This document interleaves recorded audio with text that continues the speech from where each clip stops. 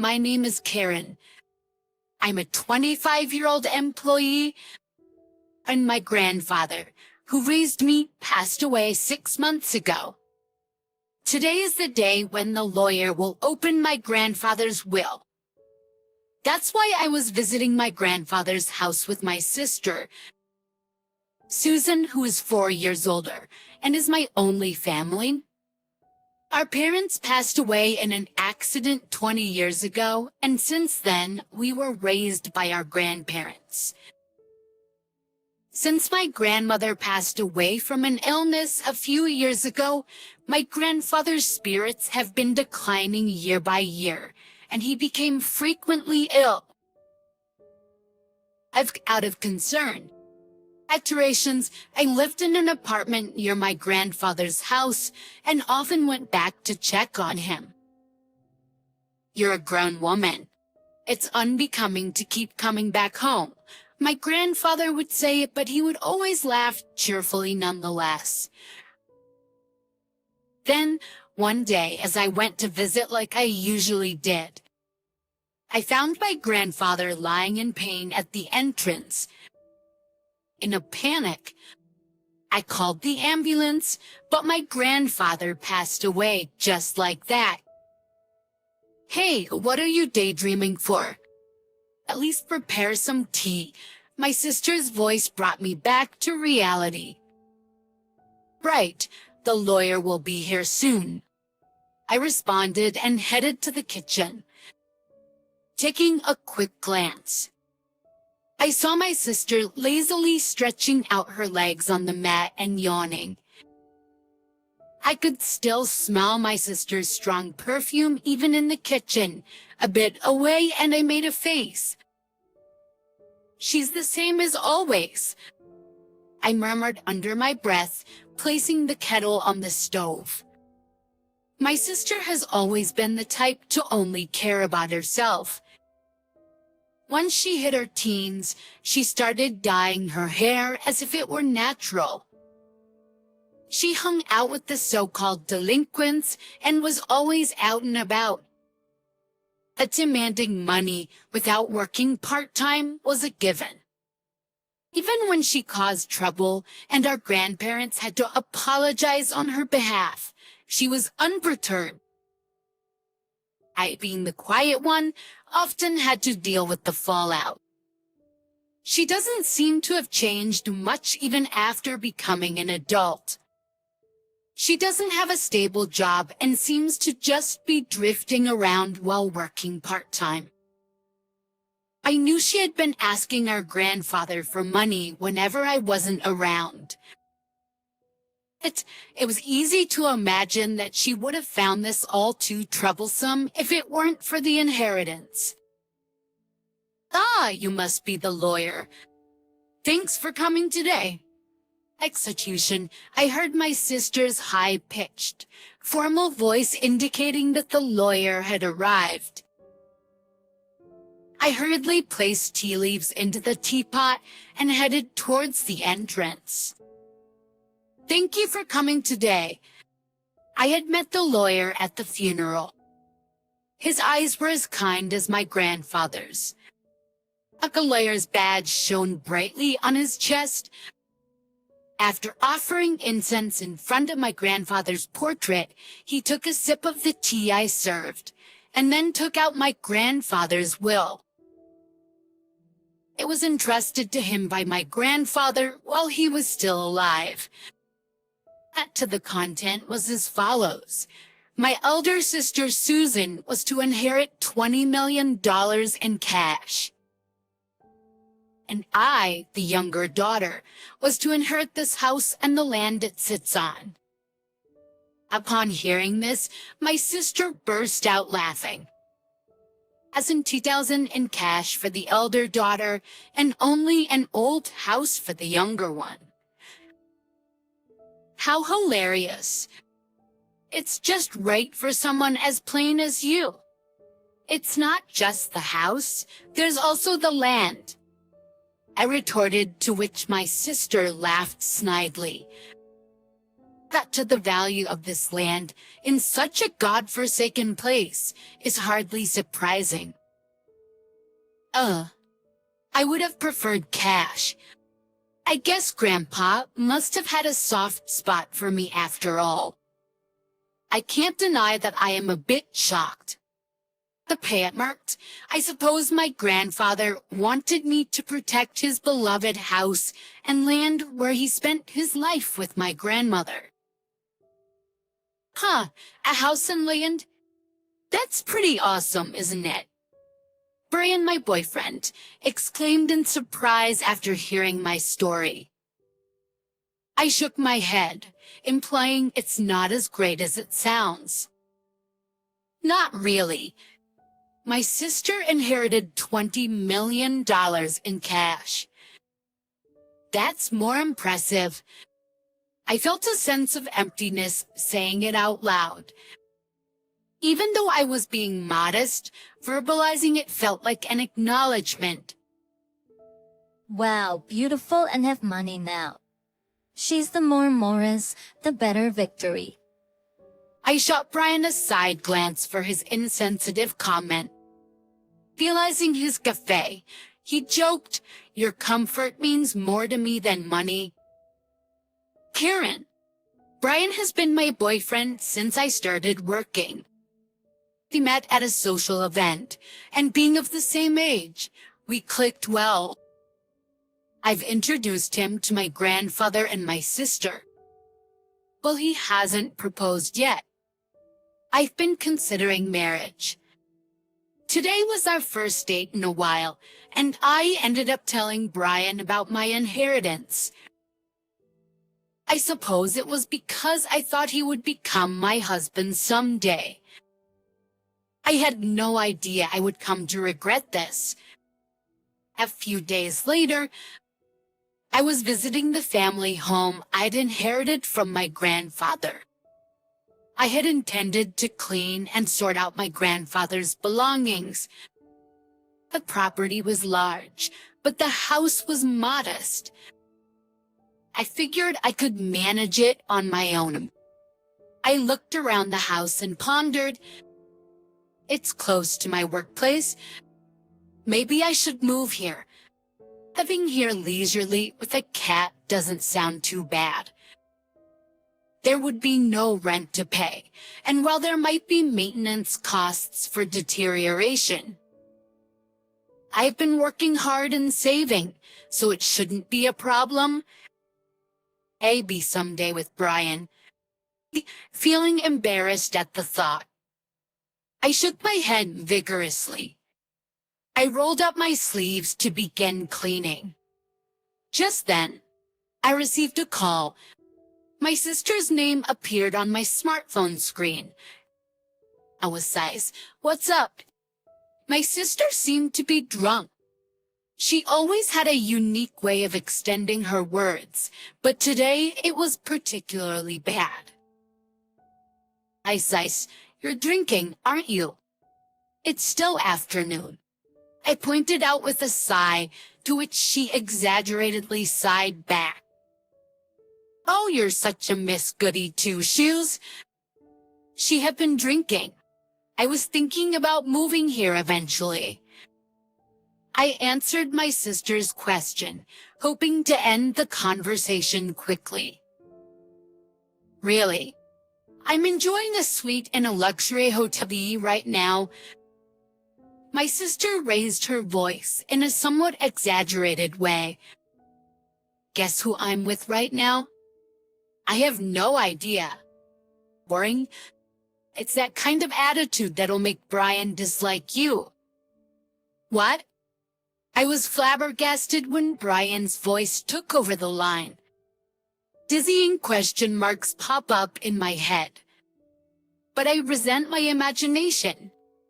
At this point, a disgusting imagination had been completed in my head.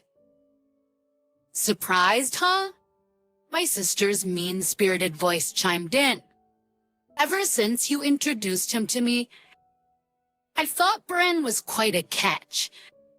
She rattled off boastfully about how she had been attracted to Brian since I introduced him, how she knew where he worked because of me, and how she had approached him as soon as he left work.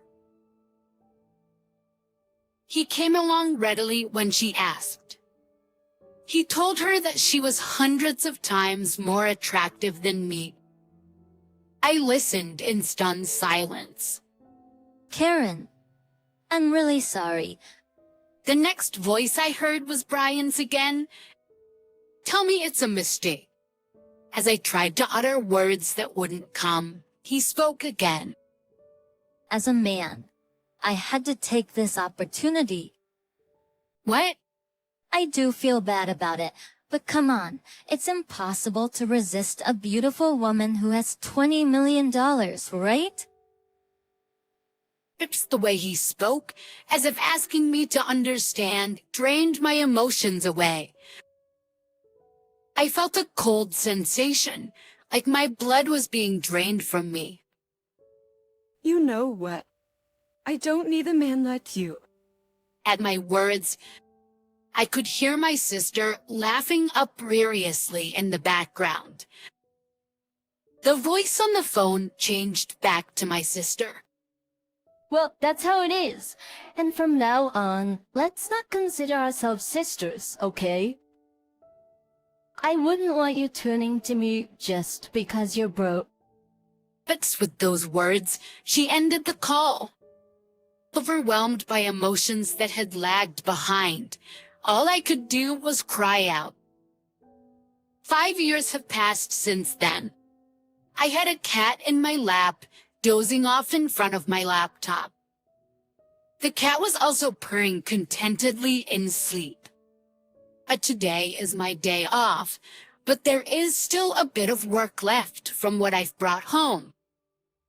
Oh, no, this won't get the work done. I felt guilty, but I had to move the cat off my lap. Just as I reached out, my phone started to ring. An unfamiliar number was displayed on my smartphone, thinking it could be work-related. I answered the call without any suspicion. Hello. Karen! Ox, long time no see. I instantly knew who it was and froze. The distinctive way of speaking was unmistakably my sister's. It's you. Karen, isn't it? I can tell just from your initial hello. After all, I'm your big sister. 5 years had passed, which should make Susan 34. And such smirk formed at the corner of my mouth at her unchanging way of talking. You just the same. By the way, I came home and there's a hotel standing. Did you sell the house? That's none of your business. Oh, come on. It's quite a grand hotel, huh? You must have made a good chunk of change, huh? Getting fed up. I was about to end the call when she started to chatter about her current situation. According to Susan, she had blown through the inheritance in about 2 years. Now, she even had a considerable amount of debt. Even Brian, who she's still hanging around, seemed to be drowning in debt. I was speechless. Honestly, I couldn't care less. So lend me some money. Against Susan's yelling, I answered calmly. I've always wondered why Grandpa distributed his estate that way, but on the day you took Brian from me and cut ties, I understood. I started talking slowly. 5 years ago, when Brian broke up with me, I was crushed. After crying my heart out, I sat dazed in my room staring into space. I'm such a fool. As I murmured this, large tears began to spill again. I'm suctions. My gaze fell on a painting I had made as a child and had gifted to my grandfather. Rising unsteadily, I picked up the painting. Grandpa. When the feelings of nostalgia and loneliness welled up and tears started to come, I felt something drop from the back of the frame. Picking it up, I saw it was a fresh sheet of notepaper addressed to me. I remembered how when I was little, I used to stick notes on the back of this frame and exchange secret messages with my grandfather. It was like a family journal.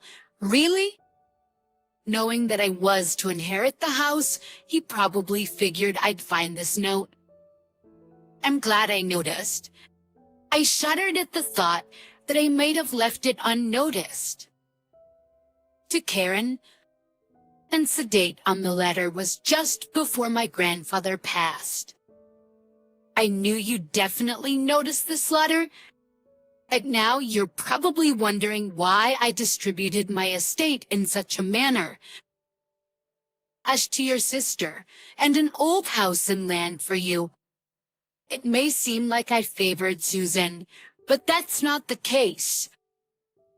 Despite any claims of favoritism, I wanted to leave most of my estate to you who cared for me till the end.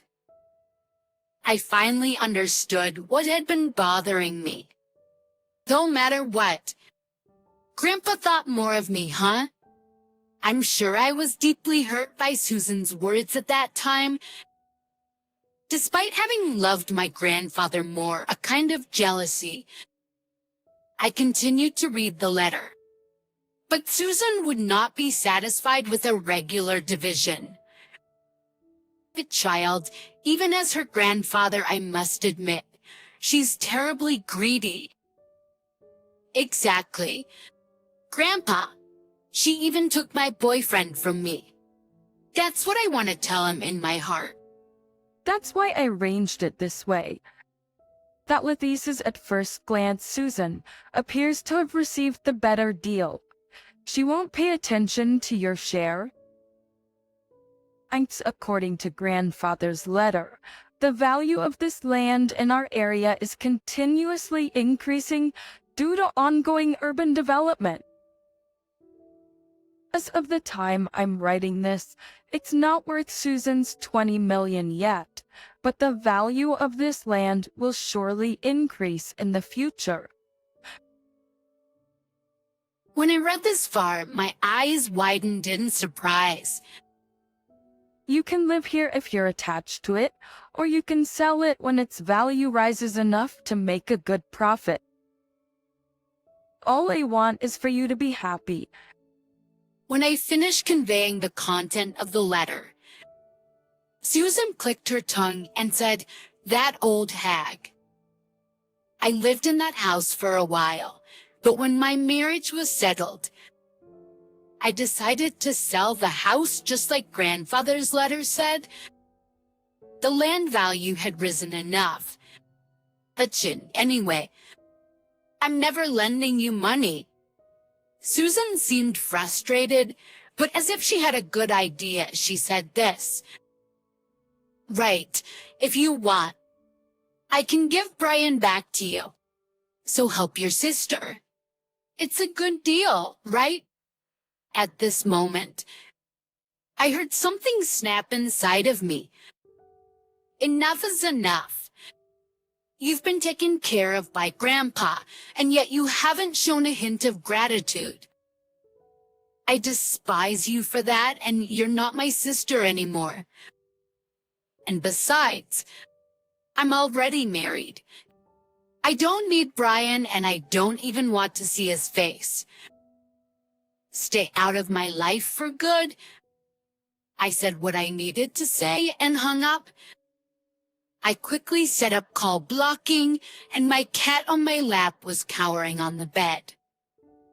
I quickly picked up my cat and said, "I'm sorry."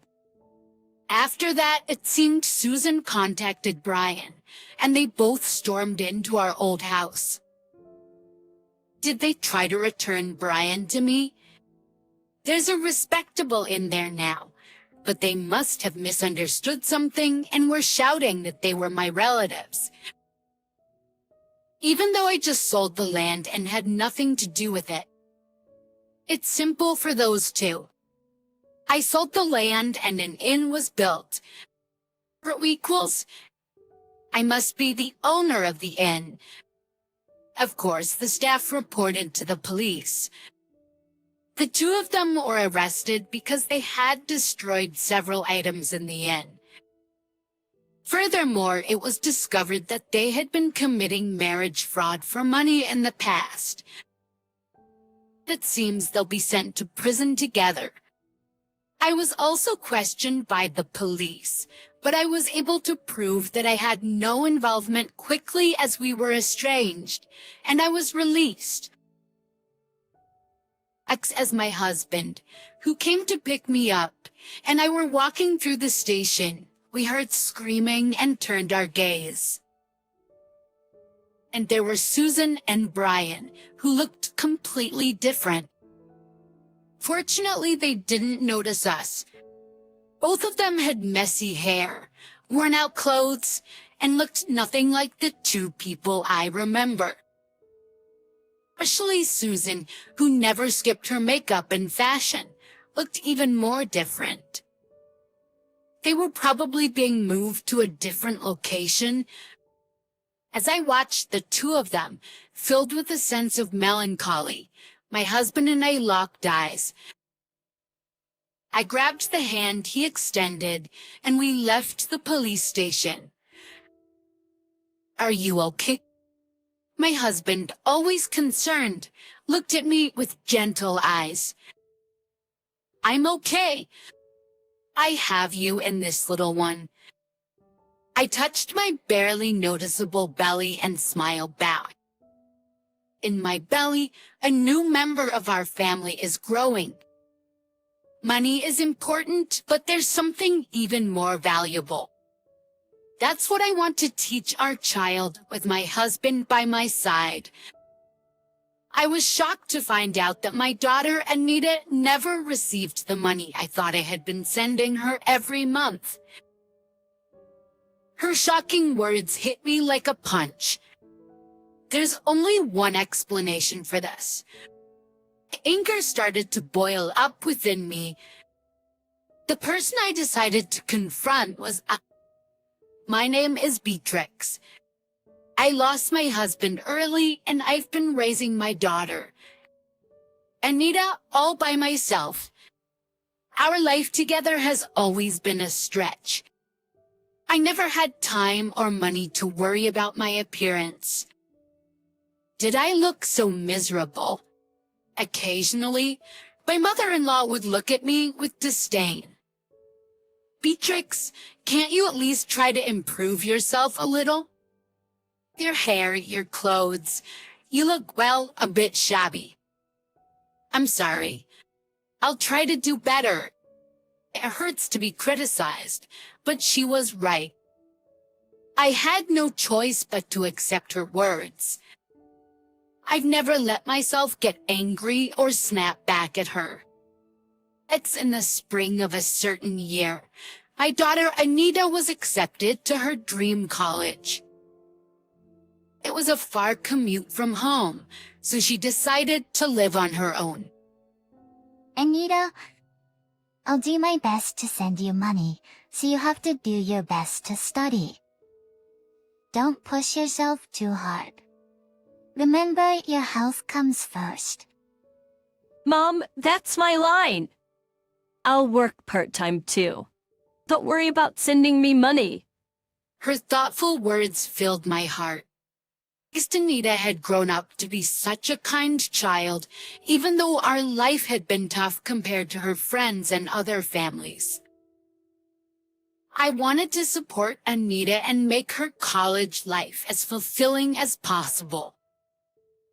I didn't want her to have to worry about money, so I worked harder than ever before. $3,000 a month. That was my goal. Picture if I could send her that much, she wouldn't have to work a part-time job. My mother-in-law noticed my efforts and spoke to me. So you're sending money to Anita. Can you really afford it? I hope that doesn't mean less for us. You know we rely on your support. I had always been grateful to my father-in-law when he was alive, and after his death. I continued to support my in-laws out of gratitude. Don't worry. I've taken on more jobs, so I'll still be able to give you your share. Oh, I see. That's fine then. After losing my husband, my income was unstable, and I guess my mother-in-law was worried. I understood her concern, so I never thought about reducing my contribution to my in-laws. Supporting my in-laws and sending money to Anita, it was more than $3,000 in total. Still, I managed to send it all, even if it meant cutting back on my own food and clothing expenses. This working all day and night was tough, but the messages from Anita always encouraged me. Life remaining, I've made friends. Mom, there's this weird professor, but the class is so interesting. Mom, I didn't do well in class today and got scolded, but I'll keep trying. Reading such an innocent message from Anita, I could sense she was enjoying her college life. Any exhaustion I felt just blew away. I felt proud of myself, believing that my hard work was for her happiness. But over time, messages from Anita became less and less frequent. A few months later, her cheerful messages had stopped completely. Whenever I reached out with worry, she would only respond with a short, "I'm okay." Could it be that she was having so much fun at college that she had forgotten about her mother? Or maybe she had found a boyfriend and was focusing only on him. One day when I was brooding over such thoughts, suddenly my phone rang. It was unusual for her to call. Most of her contact with me was through text messages. Yeah, I'm sorry. Mom. What happened? Anita sounded down. I could tell something was wrong, so I focused on her voice coming from my smartphone. I ran out of money. I'm thinking, maybe I should quit college. Anita's words were so unexpected that I couldn't help raising my voice. What do you mean you're out of money? I'm sorry. Anita's voice was trembling as if she was about to cry. I've been sending her $3,000 every month without fail. It wasn't enough for luxury, but she shouldn't be struggling to the point of having to quit college. She was also supposed to be working part-time. I never imagined she would say she was out of money. Could she have gotten involved with some bad friends and skipped studying to spend all her money? I thought about it for a moment, then shook my head. That's not like Anita. Anita, it's okay. Take a deep breath and tell me what happened. Yeah, I was trying to make ends meet with rent, groceries, and what I made from my part-time job. I had to dip into my savings, and now that's all gone too. Mom. No matter how I thought about it, the math didn't add up. If she was spending her salary and my remittances and even had to touch her savings, something was seriously wrong. But from her tone, she didn't seem to be lying. When I asked her, Anita seemed confused. But Mom, you never sent me any money, did you? Anita's words were so shocking that I found myself shouting again. That's impossible. I've been sending you $3,000 every month. Did you check properly? Are you sure there's no money in your account? There's nothing. I've been keeping a close eye on my banking card. If you'd sent me that much money, I definitely would have noticed. The shock hit me like a punch to the head, making me feel dizzy. It was clear that Anita hadn't been receiving the money, and it was causing her a lot of trouble. You don't need to drop out of college. I'll send the money right away, so don't worry. Do you have something to eat today? Are you okay? You're not getting sick, are you? I'm fine. I switched to a job where I get meals, and my friends have been worried about me. They've been sharing some food with me. That's great. You have good friends. We need to thank them next time. But Mom, you're already having a hard time. I don't want you to struggle anymore because of me. So that's why you didn't tell me until the situation got this critical. Thank you. But listen, for me, seeing you in such a difficult situation is much worse.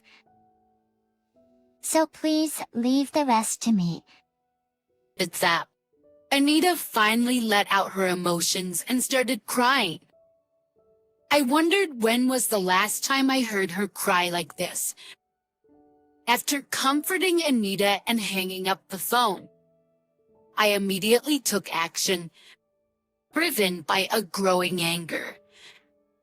I decided to confront my mother-in-law who lived nearby. Oh my! What's the matter? Beatrix? That's showing up without a call? How rude. Never mind that. What have you been doing with the money I've been giving you each month? As soon as I mentioned the money, I noticed my mother-in-law's face twitched for a moment. I'm talking about the money for Anita.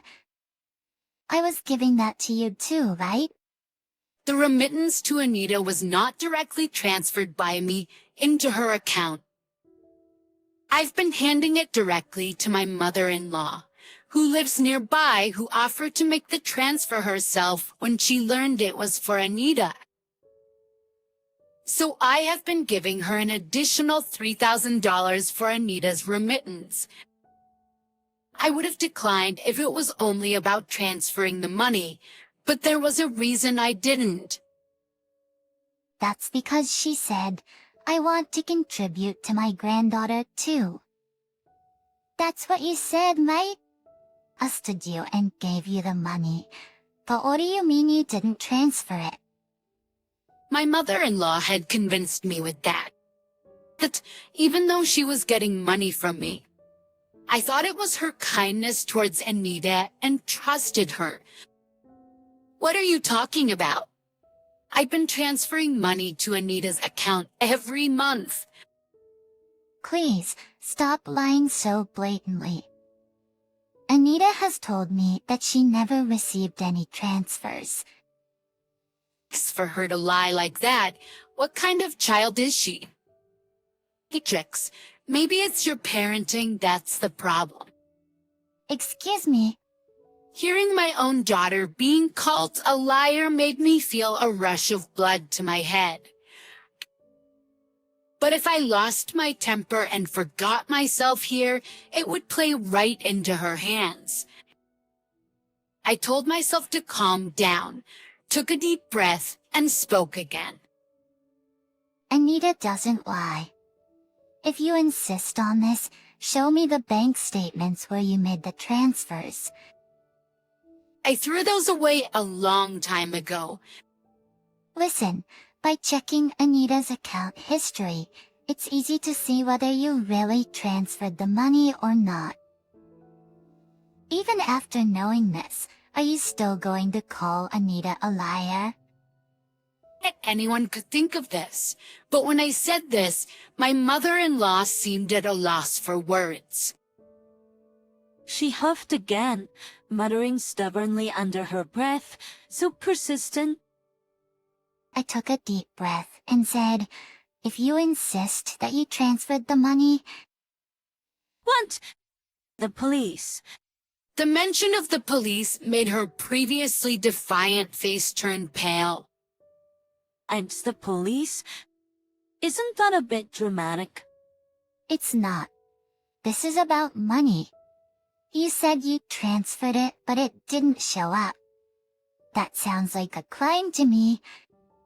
I don't think we need to go that far. No, then I'll contact them now. No, stop. I was wrong. As I pretended to call the police, she lunged to snatch the phone from my hands. She missed and stumbled, then fell down and started crying. I never expected the mere mention of the police to have such an effect. In reality, I wasn't sure if the police would do anything in a situation like this, where it was obvious that a family member was involved. But the word police itself seemed to weigh heavily on her. Despite her sobbing, I felt nothing. Anita, who had tried so hard not to cry, was the one who had suffered. According to her subsequent confession, she had always loved shopping. She probably had a shopping addiction, although she didn't seem to realize it. She told me tearfully about how her husband had once cut up her credit cards and how difficult it was for her. As far as I could tell, it was entirely her own doing, but she didn't seem to understand that. Expected something was off.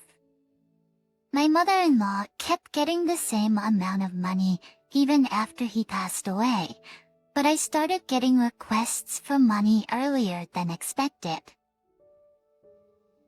That never happened when he was around. Because he never gave me any money. When I went grocery shopping, he would check all the receipts, and I had to return every cent of the change. Can you believe that? It was awful. I felt so pitiful. I couldn't begin to understand what she thought was pitiful, and I didn't bother trying. In other words, when her husband was alive, he managed the household finances and kept her from having any extra money. That's when he was gone. I finally had some money. I started buying things I couldn't afford before, and well, I fell a little short. Then you mentioned sending money to Anita. So you took Anita's money? Do you realize that's theft? Theft. That sounds so awful. I was just borrowing it. Throwing it with no intention of returning it. Anita suffered because of your selfishness. She's young. She can handle it. Caught off guard by her incomprehensible retort, I was at a loss for words. I've been deprived for so long. I couldn't buy anything I wanted, couldn't even go out to eat or travel. I had such a hard life. But you paused here and see, people can work and play as much as they want, so why shouldn't I take some money? I stood there, speechless, staring at my mother-in-law as she cried and screamed. And all I could think was that I had trusted this person. My father-in-law had done me many favors, but now that I think about it, I can't recall my mother-in-law ever being kind to me. However, when Anita was still a little girl, my mother-in-law did buy her various things, so I thought she was expressing affection for Anita in her own way, and I was relieved. Looking back, I suspect all that shopping was just to satisfy her own desires. I failed to see that, and I caused Anita unnecessary suffering. Such a gentle child. I can never regret it enough. The mother-in-law. No, Evelyn. I intentionally called her by her first name. I don't want to think of her as my mother, even if it's just in law. I cannot forgive you. After that, I sought free legal advice and did everything I could to recover the money. But you can't take from a person who has nothing. However, I had a trump card. Pretty before my father-in-law passed away, he left me a will giving me the rights to his property. At that time, to say I wondered why he left it to me, but now I can guess that he might have been worried about his wife's reckless behavior. Naturally, my mother-in-law demanded that I renounce the inheritance, but I firmly refused. I want to praise my past self for standing firm despite being severely criticized as a greedy daughter-in-law. No matter what they say, I felt that I couldn't disregard my father-in-law's feelings. I didn't know the reason or the circumstances, but maybe I felt something. So technically, the house and the land are mine, and my mother-in-law is just living there rent-free. I decided to sell the house. That meant the parasitic mother-in-law living there was in the way. So, I contacted my mother-in-law's parents. This contact information was secretly given to me by my father-in-law, just in case. I really admire my father-in-law's foresight. That's why it's such a shame he didn't have a good eye for women. I knew that my mother-in-law had always hated her own family, but the reason became clear when I contacted them. They were a traditional farming family with strong tendencies towards male chauvinism. A stranger like me called, and they listened with a suspicious attitude, but they gladly agreed to take in my mother-in-law. It seems like they wanted free labor. The conversation was very good, and they were receptive. The conversation progressed quickly, and one day, out of the blue, her family came to pick her up. The tiny event that my mother-in-law couldn't have predicted. I'll never forget the color draining from her face when I took her brother, who came to pick her up, to her house. Now, my mother-in-law is doing tough farm work under strict supervision. She can't even go shopping at the supermarket, let alone squander money, and she seems to be living a life without touching money at all. Due to the stress, she seems to have aged quickly and is working every day as a wrinkled, frail, ghost-like figure with white hair. Looking at the recent bank statement of the money I just transferred to Anita, I smiled, thinking that if I saw her at night, I might scream. The house sold easily. It wasn't in a particularly good location, but once I decided I was okay with selling it for a low price, a buyer came forward immediately. The amount was enough to recoup the money wasted by my mother-in-law. I used that money without hesitation for my living expenses, and I send Anita the money I earned from working. It's all money, but somehow the money I got from selling the house feels tainted.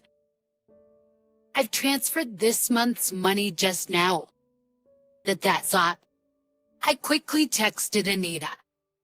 Even if I hadn't transferred the money, as long as I had communicated that I had sent it to Anita, she wouldn't have discovered the mistake so late.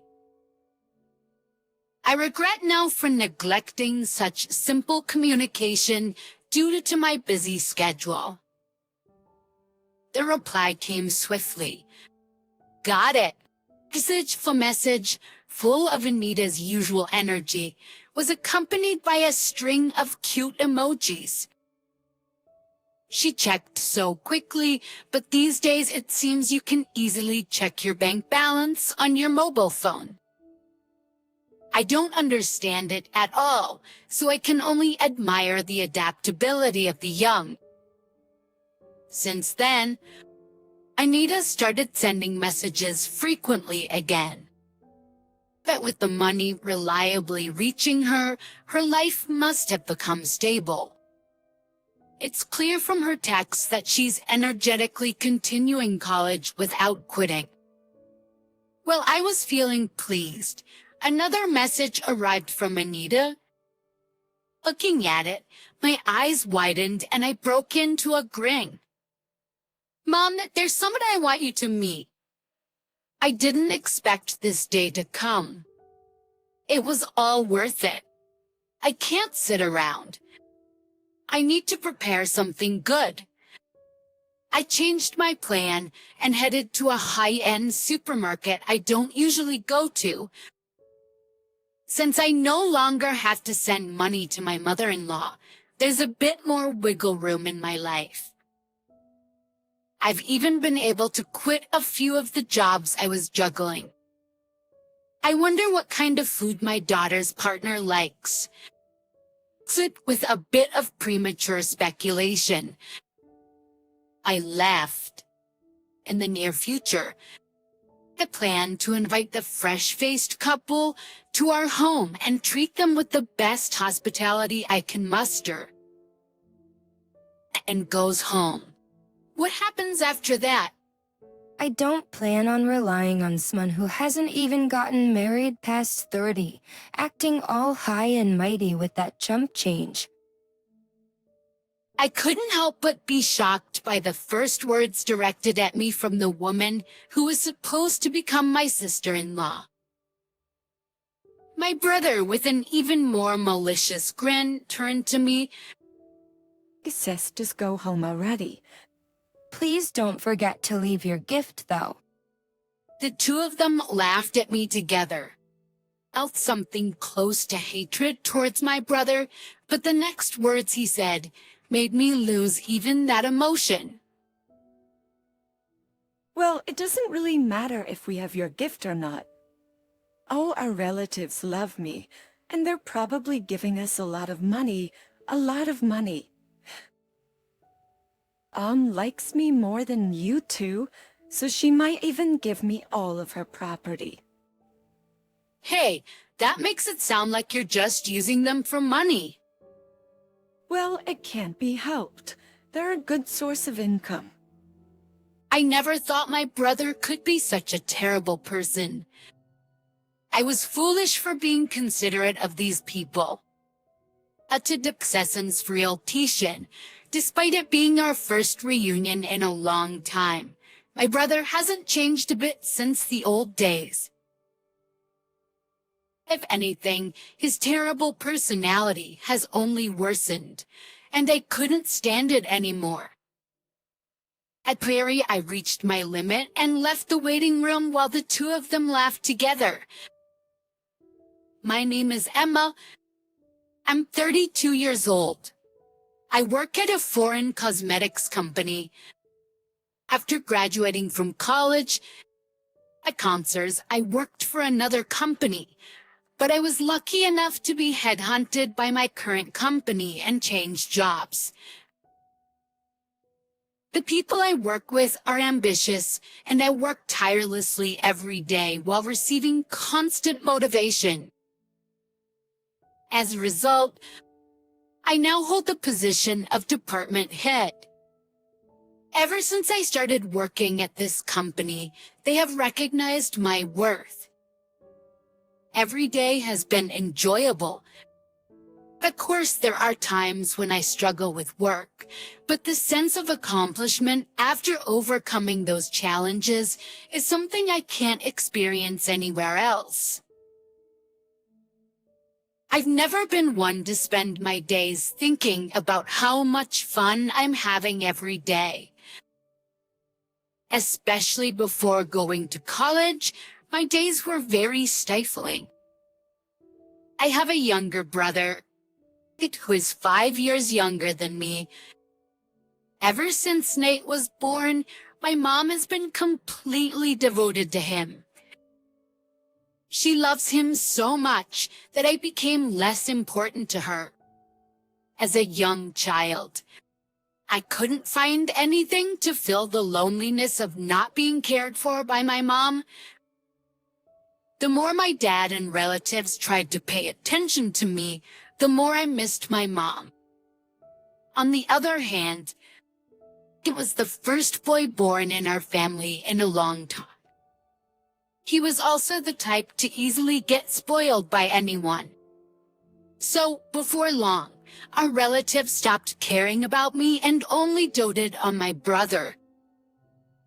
To make matters worse, I have a strong sense of justice and hate wrongdoing. Not many people find a child who points out problems so cutely. Because of this, I became more and more distant from my relatives. The worst part was Nate's personality. Having been pampered by my mom and relatives, Nate grew into someone who couldn't be satisfied unless he was the center of attention and knew exactly how to behave to get it. You could say he was skillful and good at getting by in life, but you could also say he was manipulative. I couldn't get along well with such a brother. He'd often got into fights, and my mom always defended him. I started to lose my sense of purpose. Not just my mom, but my relatives also started favoring Nate, and I began to feel uncomfortable whenever our family gathered. Seeing me like this, it would say, "Why don't you go to the other room?" I insisted. He had a smiling face, but he was giving me a look that didn't allow any objections. At that time, it was in the first grade of elementary school. If something bothered him, he wouldn't hesitate to lie and make me look like the bad guy. I had long lost my position as the older sister. When my brother said that, I had no choice but to leave. But what hurt more than being treated like an intruder by my brother was the way my mother and relatives acted. When my father noticed I was gone and asked, "Where's Emma?" the relatives just shook their heads, and my mother said, "I don't know." Then Nate jumped in. Speaking of which, the other day, my mother and the relatives listened with great interest to his story, as if I never existed. It was so heartbreaking. Nothing changed, even when I wasn't around. At times like that, only my father's sister, and Ava, worried about me. Here you are. Don't you want to go back to the others? Or do you not want to? Exa cried quietly, sad and frustrated. My aunt sat down next to me without me noticing. She gently stroked my back as I buried my face in her lap. When I couldn't say anything, my aunt began to speak softly. I kind of understand how you feel. Emma, maybe it's because I'm an older sister too. Ever since my brother was born, he was the one who got all the attention. And you know how our relatives are, mostly women, right? So they really spoil the boys. I always thought it was unfair. Until. And Ava? I was surprised. My aunt was always cheerful and in charge at family gatherings, and I never would have thought she felt that way. Yes, when I was a kid, I was so jealous of my brother all the time, but he wasn't very talkative, so he wasn't always the center of attention like Nate. I think you must be feeling much worse than I did. Aunt Ava said this, while gently stroking my head. I hadn't had my head patted like this in so long, and I felt a mix of emotions, happiness, and embarrassment for letting her see how weak I felt. Her family has strong ties. You know, and Nate is kind of cunning, or maybe he's just good at winning people's hearts. He has that kind of personality, right? Everyone gets easily fooled by him. Really, Aunt Eva? You think that about Nate, too. I was surprised again, thinking that no one in the family saw my brother that way. Aunt Ava winked at me, surprised. So don't forget, I'm watching you. Emma, if you want. I can talk to everyone about it. No, it's okay. Just knowing that you're watching me is enough to make me happy. All right. I understand. But if there's anything you want me to hear, I'll listen. You can always rely on me. After that, I looked forward to seeing my aunt at family gatherings. Even now that I've moved away, I still keep in touch with her regularly. The only other contact I have is the occasional email from my father with updates. Since I rarely go home, I don't know much about my family and relatives' current situation. So I never expected to get this kind of news from my father. He is getting married. Right now, I don't have a partner. One by one, my friends are getting married, and lately even my coworkers are in a marriage rush. At a time when I was feeling a bit anxious, I got the unexpected news of my younger brother's wedding. Even though I'm not unhappy with my current life, I felt down. Then Nate contacted me, adding insult to injury. Hey sis, long time no see. I'm getting married, and my fiancée is already pregnant. Don't worry about not being married and showing our parents a grandchild. At Kindness Teachers, I've got that covered, but in return, give us at least $10,000 as a gift. It includes the cost of giving birth. Kids are expensive, you know? My already low excitement to celebrate Nate's wedding dropped to zero because of his sense of entitlement. That was the even considered not attending the wedding, but I convinced myself that this was a once-in-a-lifetime family event and decided to accept Nate's request. Missing on the wedding day, after the ceremony, we were led to a family waiting room to prepare for the reception.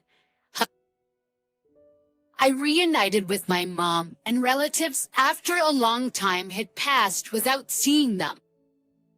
Of course, the topic was all about Nate. I tried to accept it since he was the star of the day, but my past memories kept coming back. That day, the gloomy, cloudy sky seemed like it would rain any moment, and my mood got darker and darker. That's when my dad talked to me. Emma, it's been a while. How's work? Oh, Dad, I'm getting by somehow. I see. So would you consider coming back home more often? Yeah, I'll come back when work calms down. I need to go to the restroom now. I left the family waiting room. I couldn't get out of there fast enough. I thought I had changed a bit, but I see others don't change so easily. As expected, I felt uncomfortable in front of my relatives. I let out a big sigh. At that moment, my phone vibrated. I'm to the bride and groom's waiting room right now. It was a message from Nate. What does he want at a time like this? I headed to the bride and groom's waiting room, pondering. did you bring it? As soon as I arrived, Nate asked me this question. Like tutorial, I didn't understand at first, but I realized what he meant from his and his wife's nasty look. Yeah, I brought the $10,000 gift. Are you satisfied now? Congratulations on your wedding. I reluctantly offered my congratulations, even though my heart wasn't in it, but I immediately regretted being considerate. That's only $10,000. I clearly said to give more than that. Isn't it common courtesy to give more than the requested amount? Lily, you're as clueless as ever, sis. Wait a minute. It isn't $10,000 already a generous amount? I gave it because you said the baby was coming. Isn't your attitude a bit much? If you choose to act like this, I don't want to be involved with you in the future. As I snapped back, Nate exaggeratedly clicked his tongue. I was really annoyed that, despite giving them the $10,000 they asked for, they still complained. As I glared at my brother, his wife standing next to him put her hand on her hip and laughed at me. I couldn't help but be shocked by the first words directed at me by the woman who was supposed to be my sister-in-law. And Nate also gave me a malicious grin. Yeah, just take your gift and leave. I felt a strong hatred for my brother and his wife, but Nate's next words made me lose that feeling. Well, even without your gift, we'll be fine. Actually, Creardial, all our relatives love me. I'm sure they gave us a lot of money. Mom likes me more than you too. She might even give me her entire fortune. Wait, that makes it sound like you're just using them for money. Well, it's true. That's why we invited fewer friends and more relatives. I never thought my brother could be such a terrible person. I couldn't help but be shocked by Nate and his wife, who seemed to find it amusing that he viewed our relatives and even our mother like that. I was stupid for worrying about them. I was disgusted by my brother, who hadn't changed at all since we were kids and had only gotten worse. Unable to bear it any longer, I left the bride and groom's waiting room as they continued to laugh. Emma, As soon as I left the waiting room, I heard someone call my name. It was my Aunt Ava. Seeing my aunt, I couldn't help but let my feelings show. Auntie, I can't take it anymore. I'm leaving. When I said that, my aunt showed her anger. I heard what just happened. This is unforgivable. Everyone should know about it. But it's true that everyone likes Nate. Right. If I say something, I'm sure no one will believe me. It's not like he's forcing our relatives to give them money, so it's just a matter of me putting up with it. It's fine. I don't think I'll ever see them again anyway. Apparently, my aunt had been worried about me looking uncomfortable in the relatives' waiting room and followed me when I left. And she had heard my conversation with Nate and his wife. My aunt suggested telling everyone, but after seeing the two of them laughing, I had already given up. However, my aunt was filled with anger, contrary to how I felt. You don't have to put up with it anymore. Emma, I never thought Nate would go this far. There's still time. Let's confront them together and reveal everything. If anyone still supports Nate after that, then they can be their source of money or whatever else they want. Encouraged by my aunt's words, I decided to face the situation and return to the family room with her. Surprisingly, my mother's brother, Uncle John, believed my story right away. Actually, there have been some bad rumors about him at the company. I didn't want to doubt my nephew, and I thought it was natural for the business to have some bad times. But after hearing Emma's story, it all made sense.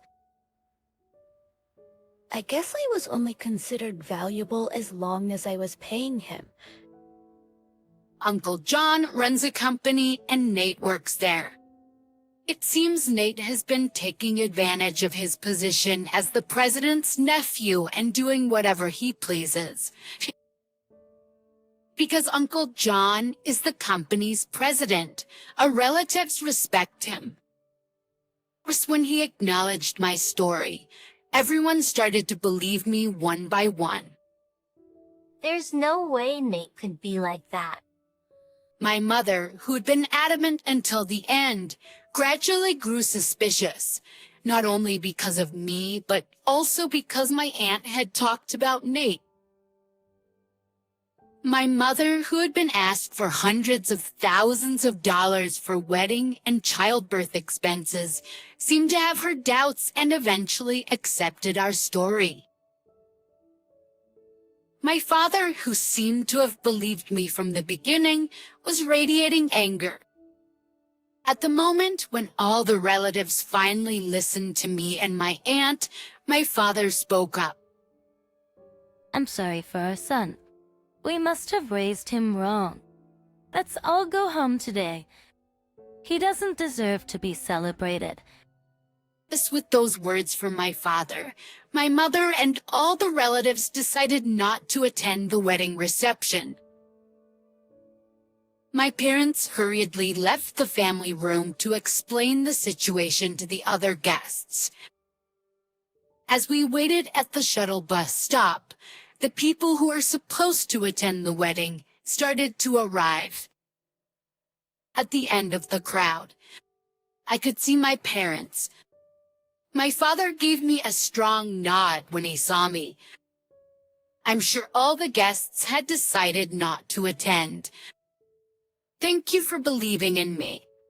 I tried to convey that to my father, but as I approached him, he was yelling into his cell phone. Who would celebrate someone like you, who repays kindness with malice? The person on the phone must be Nate. It was the first time I had seen my father so openly angry. I heard from Aunt Iva. It seems you've been calling our family and relatives a bunch of gold diggers. How could you say that after all they've done for you? We have no intention of celebrating you anymore. We're going home today. My father hung up the phone and apologized to me for all the hard times I had gone through. As soon as we got on the bus, he called me. Emma and Aunt Eva turned everyone against us and spread rumors. Now there's nobody left at the venue. I calmly responded to Nate, who's panicking and raising his voice. Your Aunt Ava heard you guys making fun of the family. She joined in the conversation, so everyone believed us. Can you stop saying I spread rumors? I just told the truth. It's the same thing. What are you going to do about it? And I don't know. We're already on the bus. Don't say that. Are all of them on the bus too? If so, please convince them to come back with you. At first, he was confident, but now his voice sounds like he's about to cry, realizing the situation is bad. But I didn't feel like forgiving him at all. You just want the gift money, don't you? That's not my intention. Either way, we're not coming back. So goodbye. I'll cut ties with you after this. Wait, sis. I heard my brother's desperate voice from the phone, but I hung up without caring. After that, cell phones started ringing one after another on the bus. It must have been my brother and his wife calling. But no one answered the calls from someone who saw their family and relatives as cash cows. Just in the end, my brother and his wife couldn't get any gift money from the attendees, not just me, our parents, and relatives. They seemed to have planned to pay for the wedding with the gift money and ended up in a lot of debt. Not only me, but our parents and relatives were contacted for help, but no one was willing to help Nate anymore. On top of that, they lost contact with the few friends they had invited. The punishment for my brother was far from over. Our uncle fired Nate. He probably couldn't bring himself to defend my brother, who had been performing poorly and had a bad reputation. His wife had already quit her job for marriage, and even though they were in debt, I'm pregnant. she didn't seem to want to work. The teens articativeness. In the end, they had no money, constant fights, and decided to divorce before the baby was born. After giving birth, his wife tried to make money working at night, but her bad personality held her back, and she could barely pay off the debt. For Prodson's Submary Prajmal area, my brother couldn't find another job and got stuck in a cycle of borrowing more money to pay off his debts. He seemed to have come back home for help several times, but both our father and mother rejected him. On the other hand, I've been going back to my parents' house more often since Nate's wedding. I've been attending family gatherings, and I don't feel uncomfortable anymore. As a result, I feel like I have more room in my heart and can see things from a much broader perspective. I've become more flexible in dealing with work accidents and requests, and my colleagues' subordinates and bosses have praised the change in atmosphere. And just the other day, I was invited to dinner by a salesperson from a company we've been dealing with for a while. I feel a little excited about the long-awaited signs of spring. Mother said something to her tea gave her a headache. One day, I came home to find my room completely empty. What the heck is going on? Behind me, I heard a triumphant voice from my sill. A helpless, unproductive old woman, like you can do nothing but stand in my way. Get out. Sil was trying to move me out and take over my parents' house. I was single. That is ridiculous. I'll thoroughly investigate your wicked scheme. My name is Catherine. I'm a single, 40-year-old office worker. It's not that I've never met someone good, but for various reasons. I ended up never getting married. Sometimes I feel lonely, but well, that's life. I've reached the age where I can accept that marriage isn't everything. Being single is indeed carefree. Plus, there's a matter of taking care of my parents. I have one older brother, but he lives far away from our parents' home. My brother left our hometown to pursue his career, and since our father passed away 3 years ago, my mother had to live by herself, living not too far from our parents' home. Living not too far from my parents' home, I became concerned about my elderly mother and decided to take the plunge and live with her. Now it's just the two of us, 2 women enjoying our peaceful days. However, my mother, whose mind is still sharp, broke her leg a year ago and has become disabled. She has difficulty walking with a cane, and she mostly moves around by car or wheelchair. She's somewhat disabled in the house as well and has become in need of care. Because I am single and able to live with her, she's been taken care of. If I were married and living elsewhere or living far away, it would have been quite difficult. So I guess it's been all right that I'm still single. Yeah. That said, while I'm content with my life, there's someone who's not happy about it. My sister-in-law. My brother married a woman who is much younger than him. So even though she is a sister-in-law, she's younger than me in her early 30s. A teary young sister-in-law. My brother's family lives far away, but they come home for the holidays like Christmas and summer vacation. However, for some reason, every time they visit, the sister-in-law is harsh towards me. This past Christmas, when my brother's family came to visit us, the sister-in-law came over and whispered in my ear, "Catherine's still mooching off your parents." I see. What? Oh, I'm not exactly mooching off them. Living at your parents' home at 40 years old and being single, if that's not a parasite, I don't know what is. Is that so? Yes. I'm raising 3 children, you know? Do you get what I mean? The population of our state is decreasing, isn't it? Our family is contributing to the population increase. Singles like you are truly harmful. Harmful?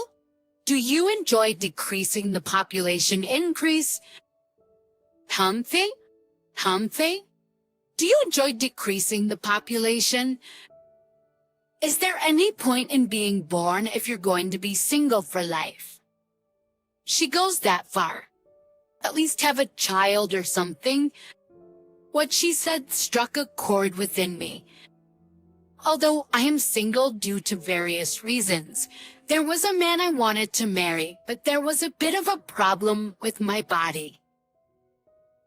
Simply put, I can't have children. He asked me to be in a relationship with him, and since he had an intent for the future together from the beginning, I laid out everything on the table for him since day one. He said, "I just want to be with you even if we don't have kids. As long as we're together, I'll be happy."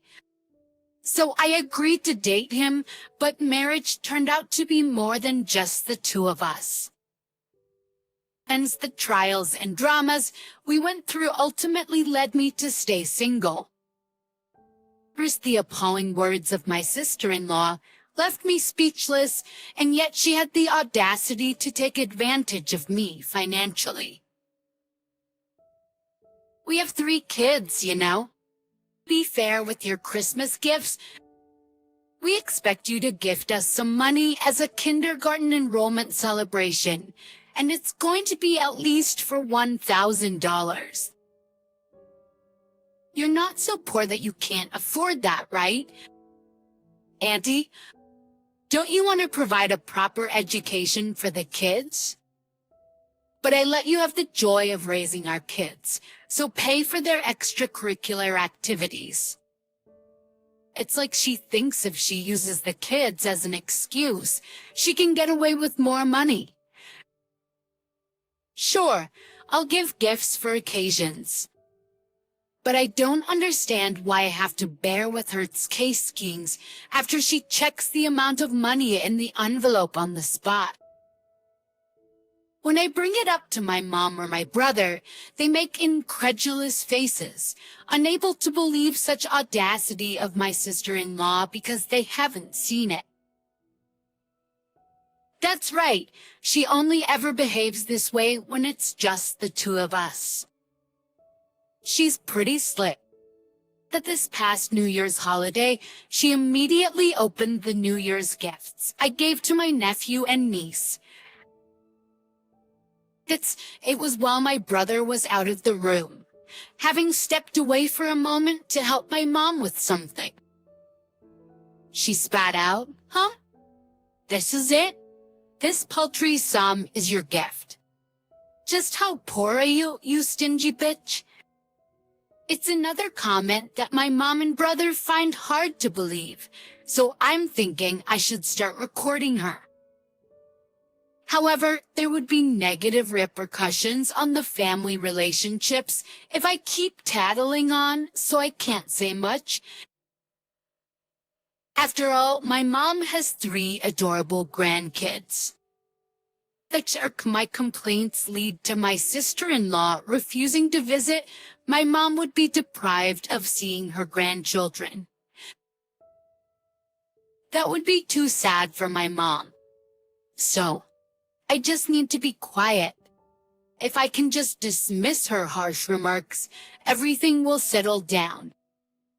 That's what I thought until the situation completely changed one day. It was a weekday when my sister-in-law came over.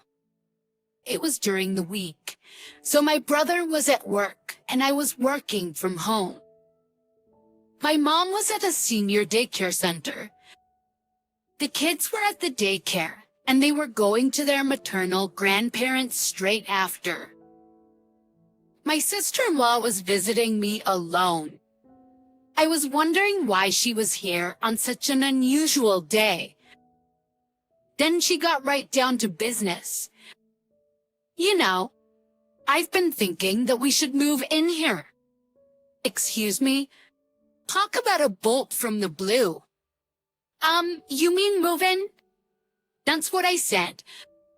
We've been thinking of moving in here." "Who's Team Sparrowy?" "Our family." "The where exactly?" "Oh, make me repeat myself." "Into this house. Because I'm pregnant with our 4th child. In my brother's family, they already have 3 kids. The oldest is in early elementary school, the middle one is a kindergartner, and the youngest just started preschool.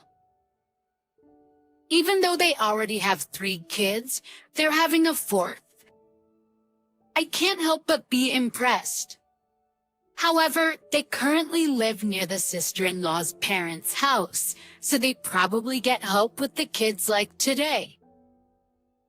If so, what's the advantage of moving over here? John's gonna be transferred here, that's why. John is my brother.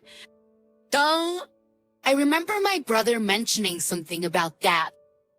And so apparently, a branch office is finally going to open here in our hometown. Who wants to go to the new branch office? That take me. Apparently, he volunteered for the position quite willingly. I wonder why the personnel decisions can be made so casually. Is it okay with you, sis? I mean, wouldn't it be better to stay closer to your parents' place? My parents are still working, so I can't really rely on them too much. They start to frown if I ask too often, saying stuff like, "Ask your husband first," or "You don't make children assuming you can depend on your parents." It'd be hard to mention that we're having a 4th, right? That's your business. How would I know? I can understand her parents' perspective. According to my brother, when he comes home from work, he does the cleaning, laundry, and even prepares dinner. My sister-in-law confirmed that that is true. Even though he must be tired from work, my brother has always been very considerate of his wife and has helped as much as possible. It could be because of this that my brother seemed tired whenever I saw him from time to time.